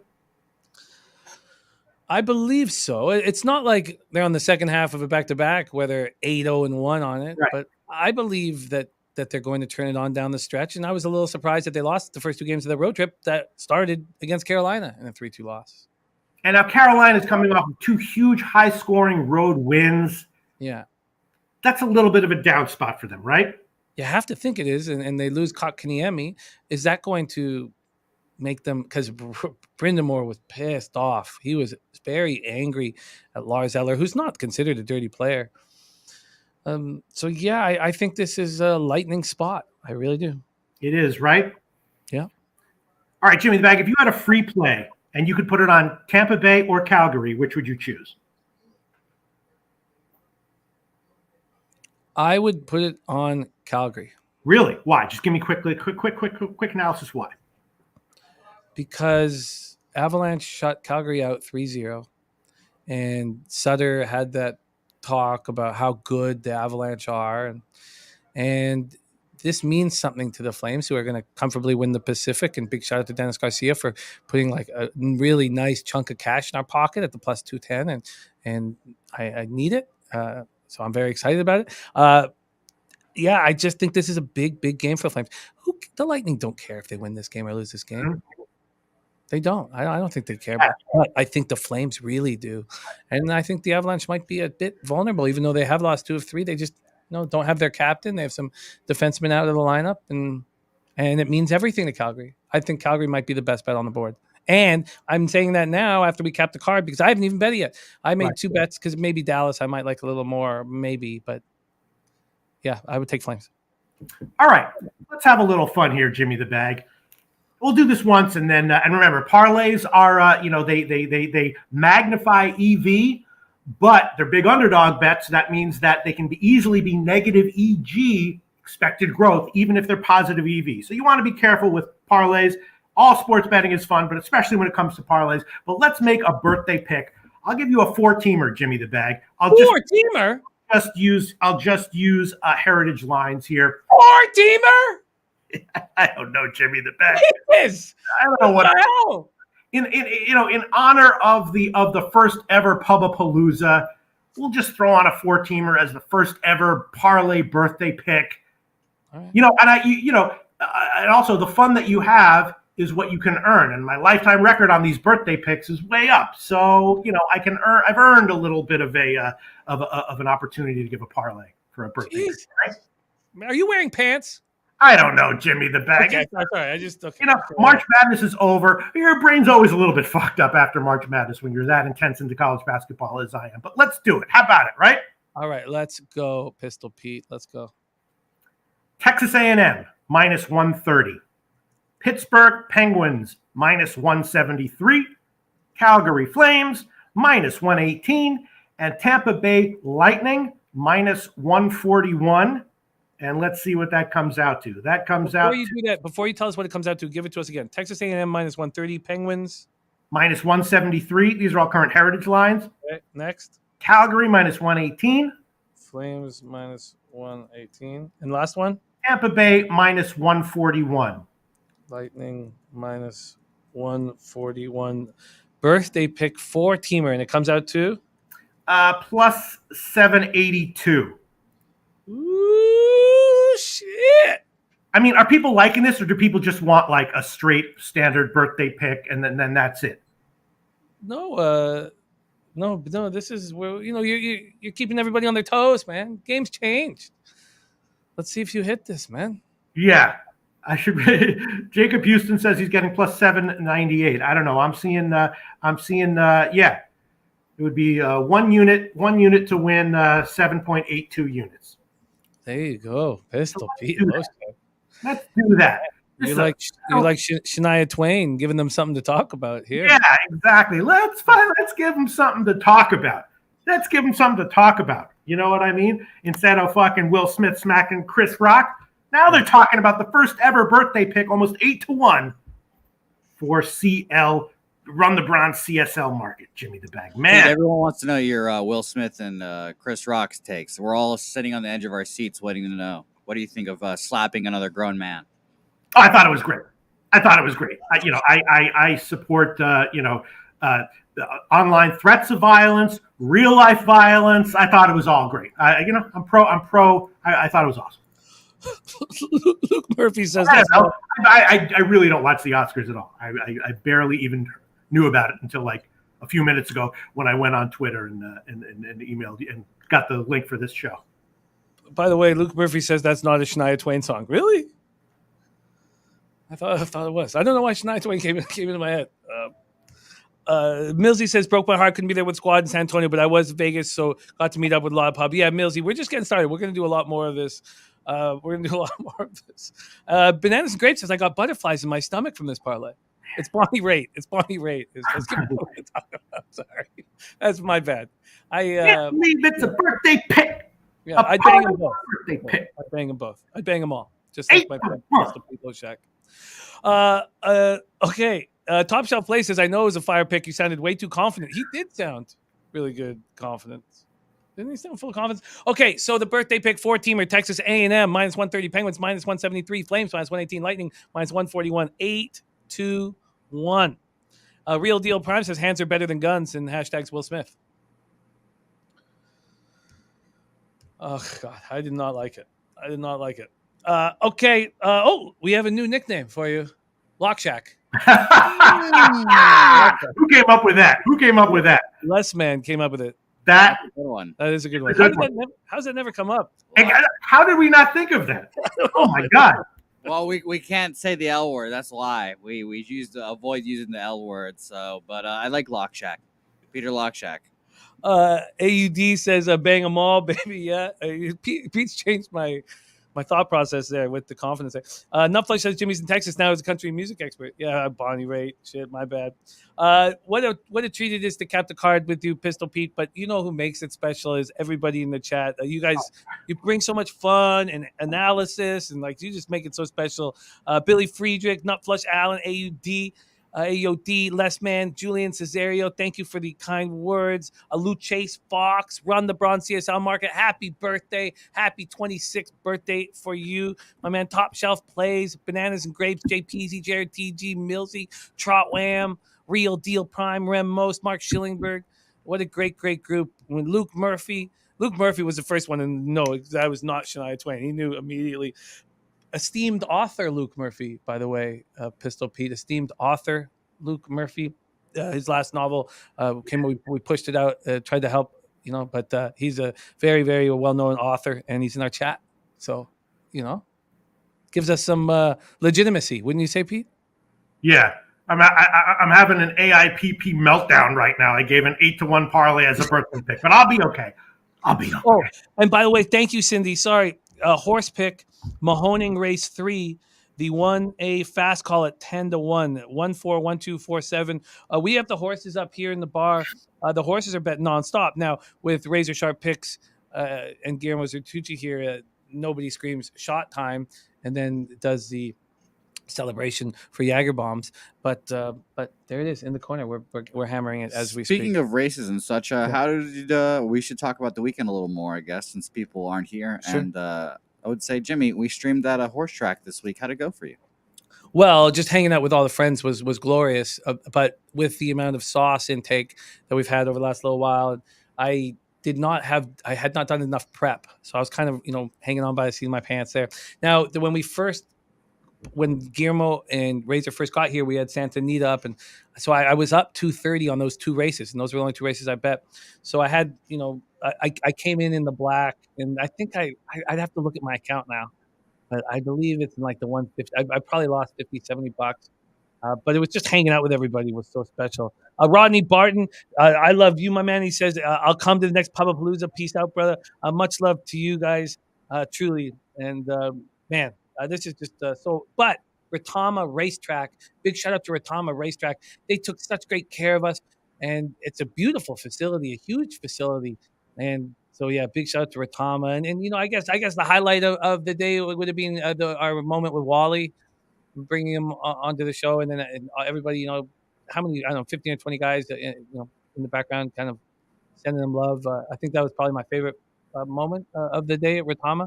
But I love being there, and I love, if I could just cap horses all day, that's what I would prefer to do. Dennis Garcia says, stream the Florida Derby. Well, the thing is for us, Dennis, is we're off. We're heading off to Lake Charles. So I'm not sure exactly how we're going to. I mean, we're going to be betting it and drinking heavy at Lake Charles, but I'm not sure if we're going to be able to stream it. But you know what? For sure, you got a Kentucky Derby with me for a whole day of action. Thank you for sharing your action. Cindy plays horses. So catch us here tonight. That's the most important thing. We're going to be live streaming with all the boys here, the Bucks Sixers game, and I haven't made a pregame bet on it, but Pete has made a couple, and you guys had great insights on it. So roll with us here for that. And I love you, Pistol Pete. Any final words before we put a bow on this? It's oddly freeing to give a parlay as a birthday pick, because if it loses, it's like 8-1. It's like, well, it probably wasn't going to give it any. You're going to win anyway. So weirdly, it's oddly freeing. Shout out to you, Run the Bronze CSL Market. Huge shout out to Pub Sports Radio and Slaughter. Can't thank you enough. It's just been hitting me these last few weeks how happy and thankful I am that Slaughter did everything that he's done for making Pub Sports Radio, bringing all the guys on, creating what he's created. Huge shout out to you, Slaughter, Pub Sports Radio. Love it. Let's cash tonight, boys. Let's get that papier from Pistol Pete, Lock Shack, and myself, Jimmy the Bag. Get the fucking money. Big thank you to Jose on the ones and twos, and of course Slaughter for making this incredible trip happen for us all. Leche, hey, those bookmakers, get that